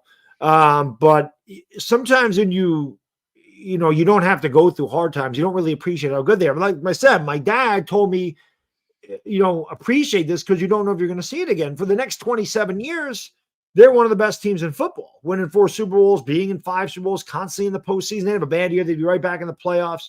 They never really went through an extended stretch of bad football like they are now. And again, that's what my father grew up with from like 1964 through 1983. They were just not a good team for 20 years. So to be able to talk to Carl Banks, a guy that I grew up and, watching and just loving the way he played and loving those Giants teams, that was a huge honor for me, for him to take time out of his busy day to talk to a couple of guys on YouTube. That tells you what kind of person he is and how much he cares about the fan base. He's awesome. Yeah. Big Moose says, get your bullet points ready, Chris the man. I appreciate it. And Rob says, what's up, Entertaining Bad Dog? That's all I got. What's up, Rob? I always see you on Twitter. Thank you for checking out the channel, man. He says, go Giants all day, every day. Let's go. And Lancey Wills, stand up, new member. We're going to catch up with you guys. Thank you. I hope you guys enjoyed the chat as much as we did, because that's a dream come true, to get to talk to one of the greatest Giants of all time. Brian says, Carl, sorry we didn't get to it, Brian. He says, big thanks for being here. You are amazing. You are the best, and you are on the best channels. I want to include Baddog in that. He says, thanks for helping us know the game better. By the way, anybody that's new to this is obviously on my platform. We alternate channels every week. Next week we'll be on Baddog's. I don't guarantee we're going to have Carl. I was going to say, I may have Carl again. Maybe in the future. But going over to Baddog Sports, maybe we'll get Lawrence Tynes on one of these shows. I've had him on before too, so maybe we'll get him on soon. But it was just such a great conversation to get Carl on, and hopefully we get him again, in the future. Wolf says, so proud of how far you guys have come. Chris and Baddog. Also, Carl, tell Bob I said hi. Thank you, man. We appreciate it, We Wolf, appreciate man. it very much. Yeah, but unbelievable, man. Unbelievable. John says, shout out to Mr. Banks for coming on tonight. BT and Sal are both idiots. Mr. Banks can feel free to tell him I said it. Great show, guys. We appreciate it. You knew. I mean, Baddog, you knew. We had to talk about it. It's the elephant in the room. But you knew Carl's too good of a guy. He's professional. He's not going to. Professional, right? He's not going to. We know how, he felt disrespected. How couldn't you? But he wasn't going to come out and bash those guys. I would do that. That's what I know you would. I don't know. I'm not always professional. Professional idiot here. That's about it. And Saquon says, Carl, should the Giants draft a quarterback in this year's draft? Well, I think he gave you his answer. It's pretty much the same answer I have. Is we still got 9 weeks, and let's see how Daniel Jones plays. So he more or less said that. Basically said he believes that Jones is a good quarterback, but he's going to need to show it now that he's inserted back into this lineup. He's got to start throwing the ball down the field. That was basically his answer to that in so many words. And Chris says, why do you think Jones does not throw the ball downfield? He also kind of talked about that. Shell-shocked, lost confidence at the beginning of the year. Different. And, so. I meant to talk with him a little bit more about Jalen Hyatt. That started to come in the conversation because Jalen Hyatt, to me, next time. Yeah, next time. I know Jalen Hyatt's, he's a rookie and whatever. They haven't used him in any other way other than just fly patterns. I'd like to see them incorporate different routes with Hyatt. Like a bubble screen or something. Yeah. Get the ball in the hand. What'd you say, Ben? They need to be able to block up front for that to work, so maybe not this year. Yeah, that's true. Those never work for us. Fabian says, Mr. Banks, thank you for all those legendary memories. I wish I could get the message to him. I'll shoot him a message on Twitter. I think I got the message for you guys. I'm pretty sure Banks knows that you guys all love him. And JD says over 1,200 watching. Much support to the legend. JD, man. JD's the man. Love JD. Over on Knicks Fan TV. Awesome guy. Always talk to him on Twitter, and great guy. I appreciate you for popping in, JD. Go over there. Obviously, check him out. And then he says, Carl, oh, God, I wish I could have got your question. He says, Carl, what are your thoughts on Flott? The kid gets bad practice reports, but makes the plays every game. Flott 6'1", Bank 6'1", Wink loves taller corners. I'll tell you what, JD, I'd rather have them be bad in practice as opposed to being bad in the game. You know what I mean? We're talking about. I mean, listen, we're talking about practice, not a game. We're talking about practice. Yeah, I mean, what I'll say, JD, about those guys, I've been really impressed with Flott the last 2 or 3 weeks as he's gotten a more expanded role, and I think they're perfect fits for this defense. It's why I was pounding the table for Deonte Banks on draft night. You go back and watch. I thought maybe Adoree Jackson would be expendable because he doesn't fit the scheme. He doesn't fit the scheme. He was kind of a hold me over from the prior regime.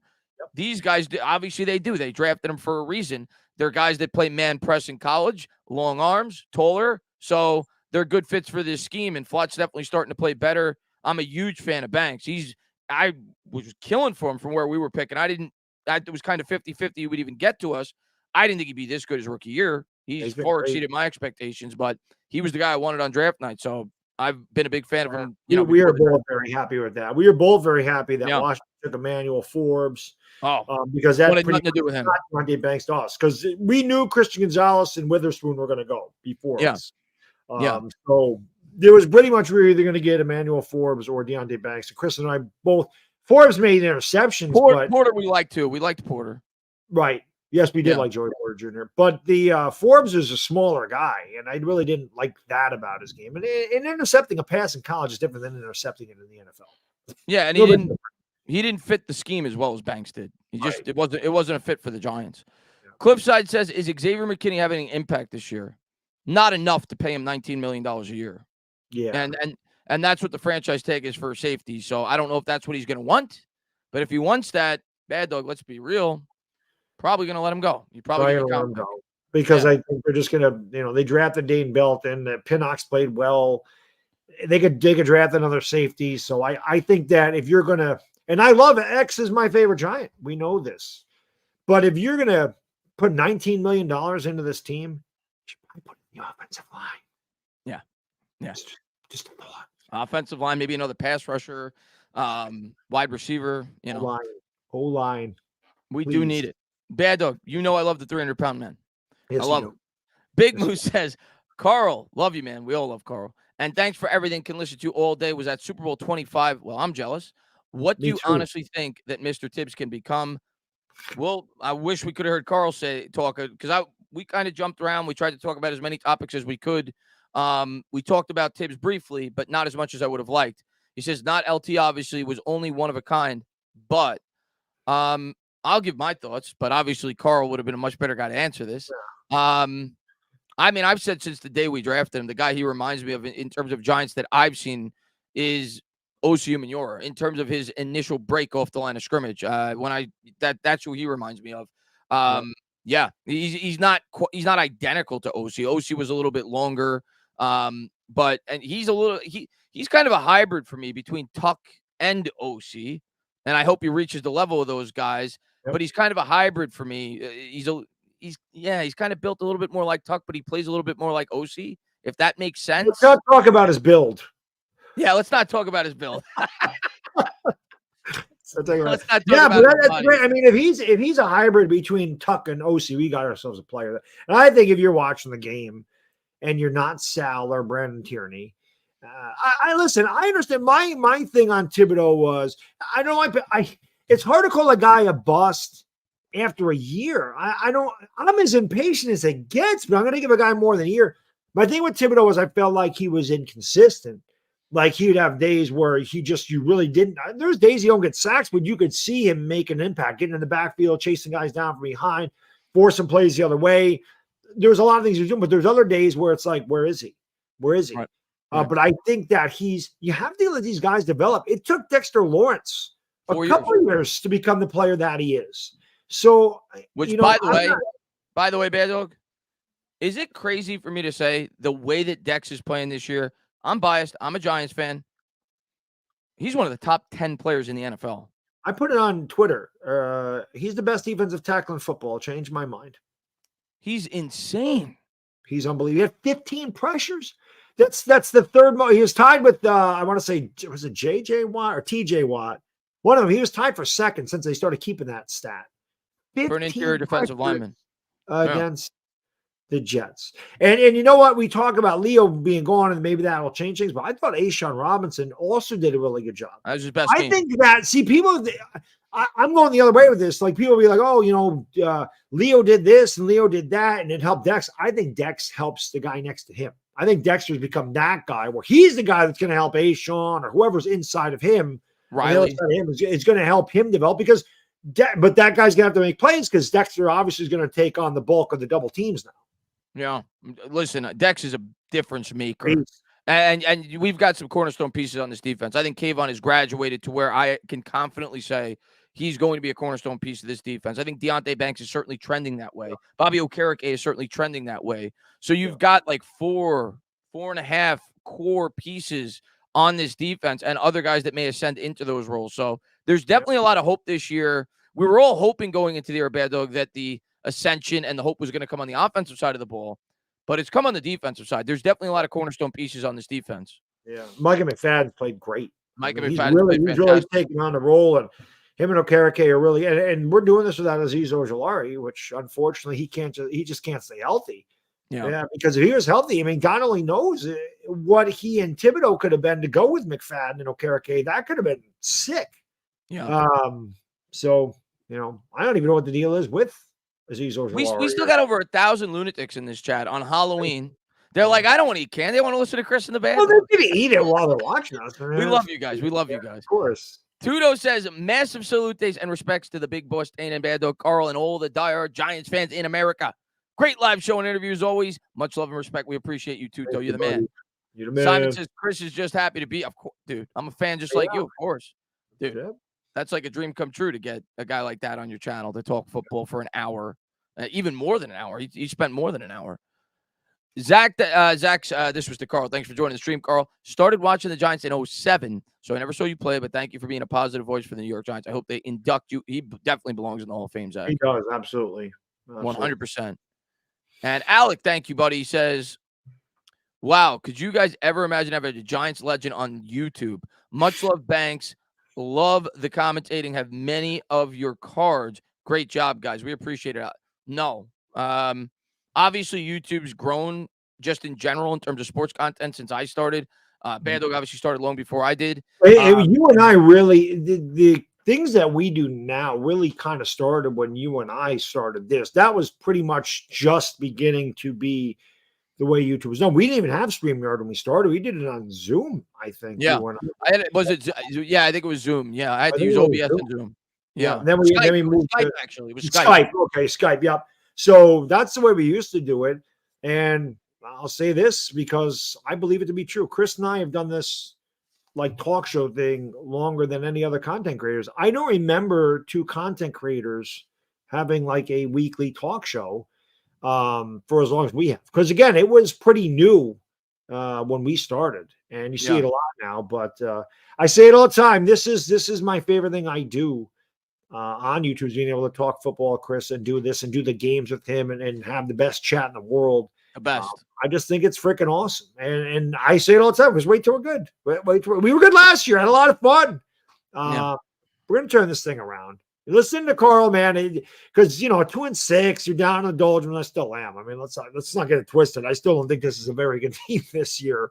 But I love getting a former, one of the best football players out, a Hall of Fame nominee, and he will be in Canton eventually, to get his perspective, a guy that's been in the game for 40 plus years, to get his perspective on a lot of things that as fans we don't see or we don't understand. So that's a really big, obviously me growing up in the 80s and being a Carl Banks fan has its own value, but to be able to listen to a guy that's been there, that's been to the top, that knows what it is, that knows everything that goes in and out of things. I don't think about, hey, we made an extra $25 million for making the playoffs. I don't think about that. That was a great point. Yeah. I'm not thinking about that. I'm thinking about, damn it, why didn't they do it? Because I don't think about that perspective. So that's what was so awesome about being able to talk to him, and just because I saw Bill M. I think it was Bill said, I've never seen Baddog as quiet. I'm just getting myself educated. I want to listen to Carl tell me what's going on, because again, he's been there. This isn't a Madden GM. This isn't a guy playing fantasy football. I love that he brought that up, by the way. We say it all the time. That was great. That was great.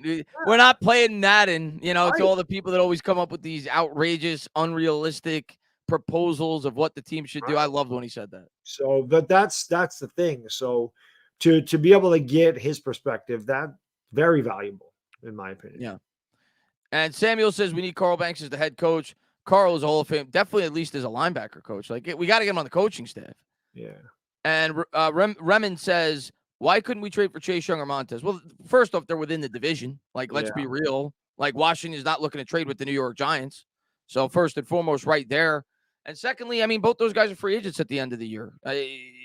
Giants probably are looking, to build through the draft. Not, that's probably why. But that's just an unrealistic possibility. If they were on the Jets or an AFC teams, the Jaguars, that's possible. Washington's not trading those guys to the New York Giants. Yeah. Boy, Chase Young and Nick Bosa. Whew. Dude. And they played with each other at Ohio State, so they got familiarity there too. That's nasty. And their interior line's ridiculous too. Yeah, they got Fred Warner. It's insane. It's AJ says, Carl, sorry. He says, who do you think gets more reps, DJ Davidson or Jordan Riley? That's probably dependent on opponent. I'm leaning more towards Riley. Davidson to me is like, well, they're both similar. They're both kind of run stuffers, but I think Riley's got a little bit more to his game. I hope Riley. I think Riley has a higher upside than Davidson. I liked what I saw from Riley in the preseason. I was really impressed with him. Granted, it's preseason. That's what I'm hoping. But they'll probably both get some reps as the year progresses. Let's see. I'm excited for Riley, though. I want to see him get more exposure now that we traded Leonard. Sure, Ashawn will get more time now. Definitely. And he played great last week. We talked about that was his best game since he's been with the Giants. Yep. L.A. Lou says Daniel Jones can do the job if he has a team around him in a sound system. Jones can't carry a team and shouldn't have to. If Hostetler, Rippon, Brad Johnson, and Dilfer can win Super Bowl, so can Jones. Yeah, I agree. He's not an elite talent that's going to carry a team. I know people get on him about being drafted 6th overall. I get it. I get the $160 million. I get it. But anybody that's watching this and is being realistic knows he's not Mahomes. He's not Josh Allen. He's not Joe Burrow. He's not Trevor Lawrence. He does need better pieces around him to win, but I certainly think that he's capable. Physical. I've never questioned his physical tool. We all know this. I say this a million times. Never questioned his physical tools. It is his mental. It's in between his ears. So hopefully he figures it out. Last year I felt like he did. This year I feel like he's hesitant. And as Carl said, getting knocked around. And again, Chris, we were talking when I asked him about why he thought Dable left him in against Dallas, and he said he thought that was a mistake and that killed his confidence. You see this. This is not the same quarterback that we had last year. He was very confident last year, and it's not there. That was by far, I think, Dable's biggest mistake he's made so far this year. It made zero sense. Yeah. Zero. There was Dable's explanation after the game was made no sense. He wanted Jones to build confidence going into next week, but you're going up against the defense that's rattling them all night. And you have all your backups in. You took out all the linemen, you took out all the receivers, and you left him in. This isn't preseason. What was he thinking? It was a preseason game? It was a horrible decision. That's a different story. That was a bad decision. And neither one of us is calling for Dable. We're both fans of Dable. I said it on Twitter. I said, listen, I've been hard on Dable, but there's no way I'm calling for his job. I think he's a good coach. I think he's having a bad year.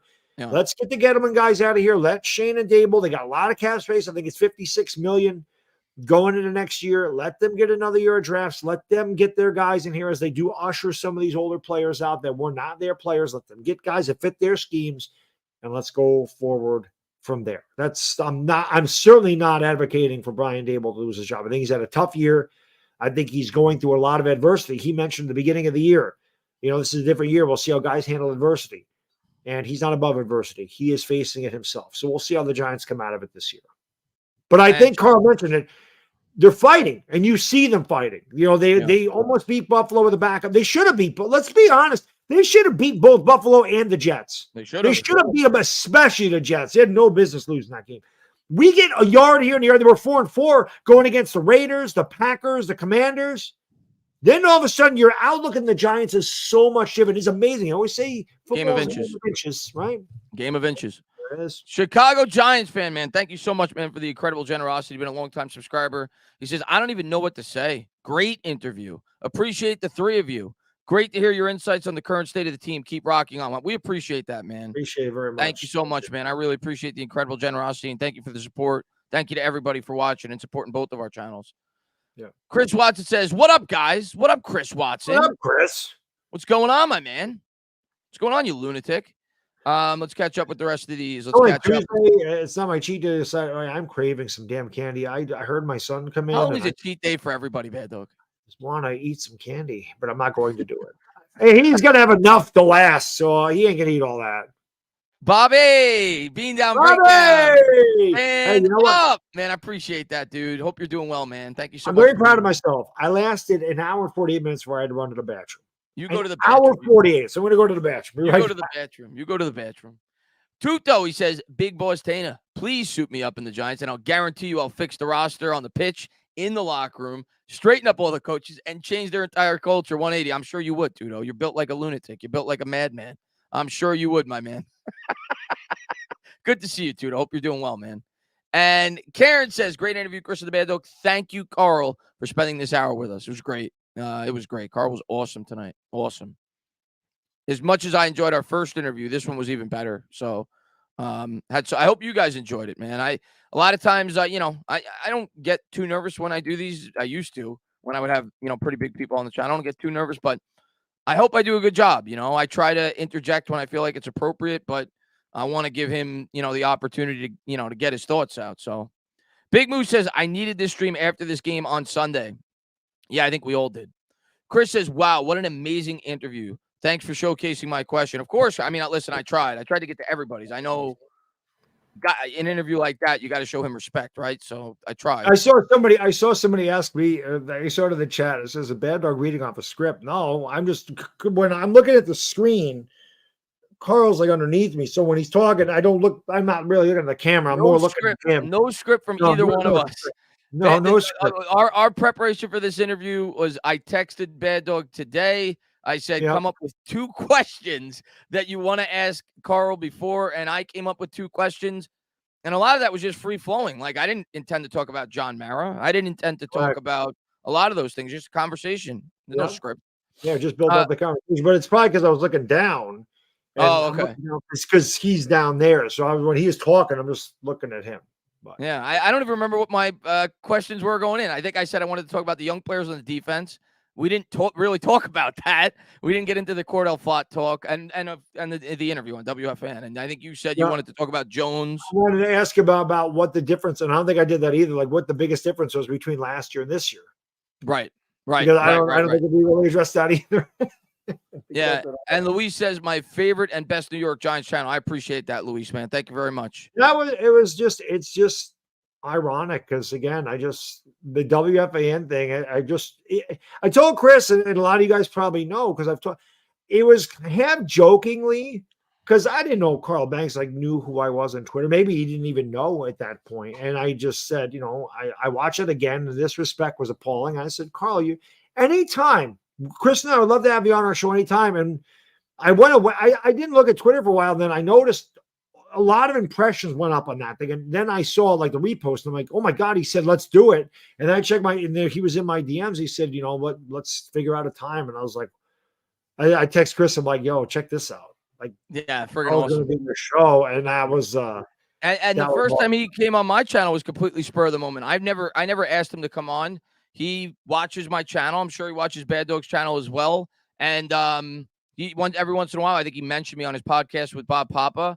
And I was watching the 49er playoff game, and I said, we need to get a linebacker like Fred Warner. Obviously easier said than done. Best linebacker in the league. And then he retweeted it, and he said, yeah, let's talk about it. Let me come on your channel. So he's just that dude, man. I never reached out to him to ask him to come on the channel. He's awesome.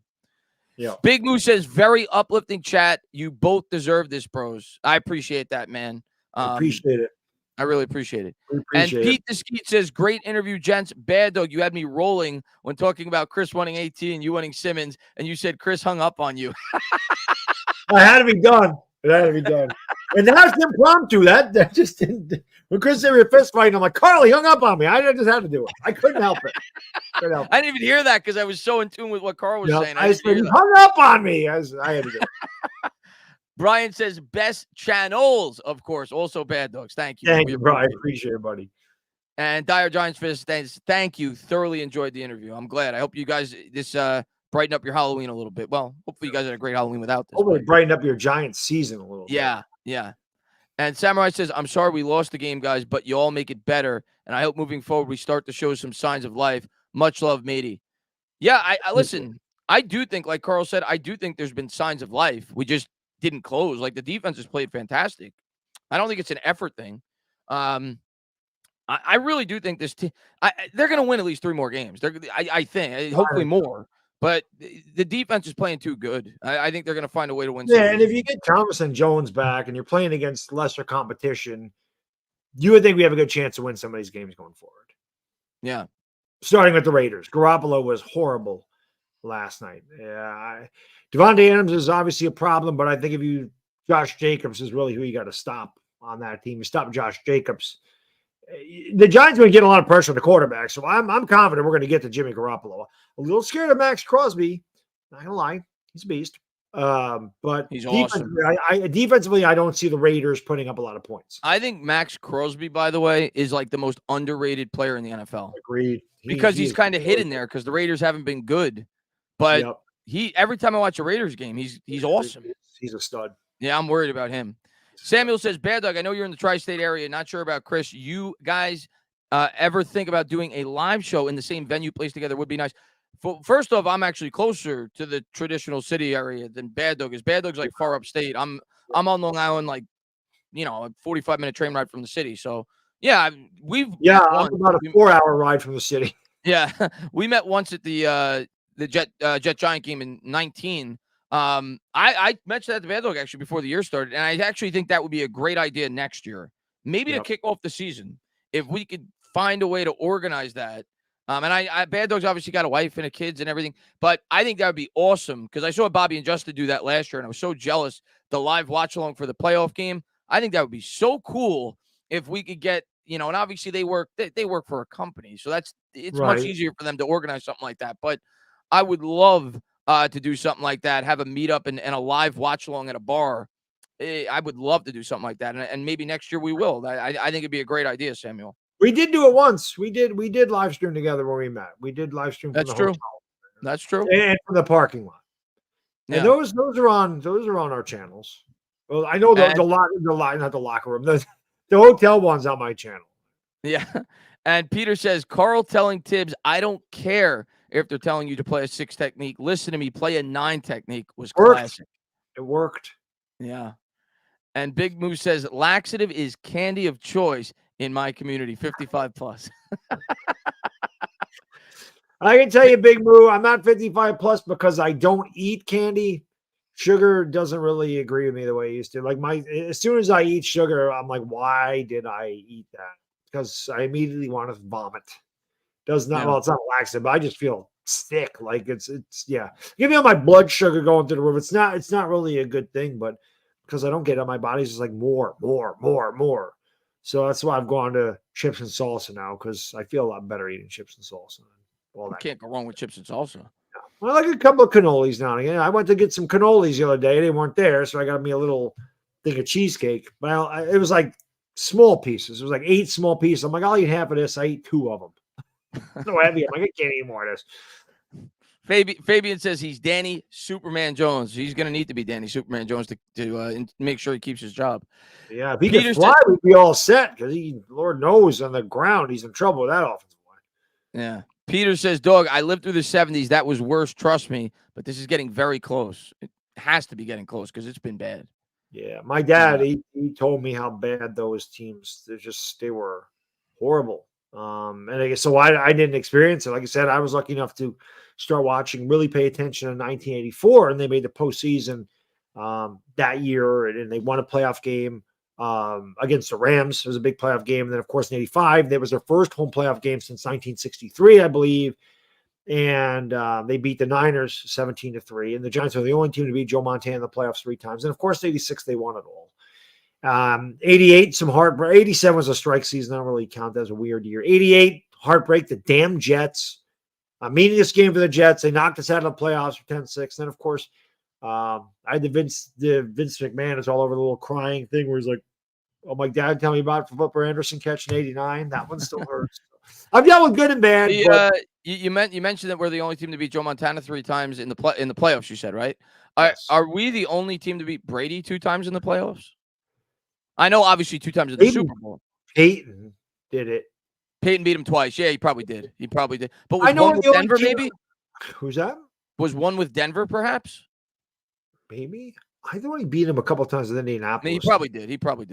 Because they met up every year. But I do know that Eli's the only undefeated guy against Brady in the postseason. That I know. Nick Foles. And we were the only team to beat Brady in 2007. I know that. Nick Foles is undefeated too. I hate to say that, but it's true. Granted, one less game in the playoffs. He don't count. Peter says, I sucked down a full bag of M&M peanut watching this. It's my favorite. We were talking before the show. Chris said that was one of his favorites, the peanut M&Ms. Love it. And Independent Outsider says, amazing interview. I came from the injuries issue as a union rep who is passionate about worker safety. Mr. Banks changed my mind. Rough business. I understand why young players retire early now. Oh, yeah. Without question. As rough as it gets, man. And Timothy says, nice work, Phil. I appreciate that, Timothy, man. Thanks for tuning in, man. Thank you. Octavio says, try to interview LT now, dude. Oh, forget about it. It was a great interview with Carl Banks. I don't, and obviously LT is like, the god of New York It'd Giants. it'd be funny to give him an open mic. I don't know if and obviously we'd be equally or if not more excited to interview him. I don't know if he'd be a better interview than Carl, though. Carl is so well spoken. He's an analyst. Like Carl, I said it to Baddog before we went live. I think he's as good as it gets in terms of an interview, whether it be a former player or somebody that's been associated with the New York Giants, because he's professional. He's an intellect. He's professional. And he's obviously an all-time great too. So, but of course, I'd be sweating bullets if we got Lawrence Taylor on this. I would be sweating bullets because he's my favorite player of all time. So it's growing up in that era. There's millions of Lawrence Taylor jerseys. So, and let's see. Toasty says, Chris, F the trick or treaters. Banks is better than candy beggars. That's facts. That's facts. And Simon says, do you think Bredesen and Glow are incompetent lards? No, Glowinski had another really good game. That's like 3 in a row. He's been really good. One of the highest PFF grades.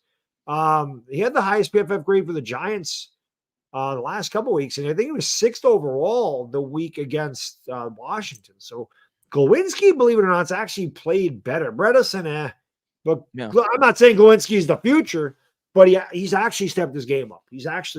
That was one thing I wanted to ask Carl. When he was talking about the differences in the offensive line, I wanted to ask him, do you think it makes a difference, the quarterback? Does Tyrod Taylor, like if he gets rid of the ball quicker, does it alleviate some of the pressure that gets to him because he's not holding on to the ball as long? Like how much of a factor does that play and how bad the line's not good anyway. We know that. But how much does it matter if a quarterback gets rid of the ball 2 seconds quicker than the other one, or 0.2 of a second? Well, that's definitely a major factor. Yeah, for sure. Peter says 15-13 dog, best championship game ever. Yeah. Dog, Carl was insane talking about your favorite game. That is my favorite game of all time. Including, I mean, obviously love all 4 Super Bowls, but that knocking San Francisco out in Candlestick when they were going for a 3-peat and nobody gave the Giants a chance. That was awesome. They're good times. That was a good era of football for the Giants. Yeah, golden era. Dire Giants fan says, coming up on 50K, Tana. Yeah, I'm probably about 3,000 away or so. I know I ain't the only one looking forward to your one and only 24-hour stream. Afghanistan is your hookup for that UFC fight if you want some laughs and time to kill. Yeah, no, I listen. I promise you guys I would do it when I hit 50K. So we'll see when it happens. But yes, if it does happen, I will. At one point, I will do a 24-hour stream. You got me on call. I know how difficult those are. So you need somebody to take a reins for a couple hours. I got you. And LV says, have you lost faith in Dable? No. He's having a bad year. No. I'm not. I mean, listen, everybody's entitled to their opinion. I'm not going to tell people they can feel the way they want, but no. I said I'm going to be a man of my word. I said it the day that Dable got the job with Shane. I'm giving both these guys 4 years. I'm not going to alter my opinion on that. So I know things look gloomy right now. I'm not in favor of moving off of Brian Dable. I think it would be a massive mistake. Another thing I wanted to ask Carl when he had a chance, when Chris asked, was it Chris that asked a question about the characteristics that help you survive in New York? I'm sorry, say that again? Was it Chris Califf that asked? Yeah, the New York question, yeah. I wanted to ask him what he thought about Evan Neal's comments, and I never got a chance to. Ooh, that would have been a good one. Yeah, we should. I wish we could have talked to Carl for 4 hours. We could have, yeah. But I wish we would have gotten to Neal. That would have been an interesting topic in terms of, do you think he's better suited to play the guard? What's his, he would have been a really good topic because he's such an important piece to this team. Yep. That would have been a good topic. Let's see. And we're going to close this out in like 5 minutes. We've been live for 2 hours. It felt like 2 minutes. Yeah. Toasty says, kind of a weird question. Best Halloween costume you wore as a kid? For me, it was Eli. I also dressed up as a cowboy one year. Just had to wear a trash can. Oh, wow. I'm trying to think of a good Halloween costume I had. For me, it was never really anything good. I was always a horror movie guy. I was Jason. I was Freddy. I was Michael Myers. I was Leatherface. Always. So I was a ninja one year. I was what was I was Indiana Jones one year. I was that was what did you say? Nice. That was when I was an adult though. Like when I was 25, I went to the city. I was Indiana Jones. But as a kid, I mean, I was a Giant player. I think it was probably Lawrence Taylor when I was a kid. I can't remember. I was like 7 years old. So I was a football player a couple of Halloweens. I was a pirate. I can't remember. I can't remember all my Halloween costumes. We're going way far back, but yeah, as an adult, I was Indiana Jones. That was my most, probably when I was about 25. That's probably the last time I dressed up for Halloween. Let's see. The last time I dressed up for Halloween, I had to be going to a party. I went as my wife went as Mary Poppins, and I went as Bert, the chimney sweep. I remember that. Yeah. And Brady G says, to both of you, salute. Salute. I appreciate you both. Let's go, Giants. We appreciate you, Brady. And Toasty says the Cowboy joke was more directed at that Cowboys joke was more directed at the Eagles. Oh, okay. All right. But yeah, Bad Dog, man, we're going to close this out. I had so much fun doing this interview with you, with everybody in the chat. Johnny, man, what he says, thanks for letting him talk too. I prefer those long form conversations. It was a great listen. Great job, Johns. Well, to me, Johnny, like when that to me is what, not that I consider myself a great interviewer. I'm a YouTube guy. I'm learning, I guess. But I think that's the key to a good interview is you have to know, I guess, when to interject because you can't just be silent the whole time. You have to add conversation, but is letting your guest talk, especially when it's a guest as educated as Carl Banks, letting him talk, letting him get his opinion out. And I think that's why a lot of Giants fans were as frustrated and flabbergasted as they were when they see a legend go on WFAN and these guys are cutting him off. The guy can't get a thought in. Yeah. So I think that's important is you have to lay back and let the guy talk. Yeah, like I said, somebody said, I've never seen Bad Dog that quiet. Of course, because, I mean, like I said, Carl Banks will know, has forgotten more football than I'll ever know in my life. And it's not every day that you get a guest that caliber, especially being a YouTube guy. Like Chris and I are not WFAN. We don't get weekly spots with these guys. It's rare. I mean, other channels may get it, but, hopefully in the future we can get Carl on again. That'd be great, or another player or something. But like Chris said, I don't really go out. We don't go out and like ask, so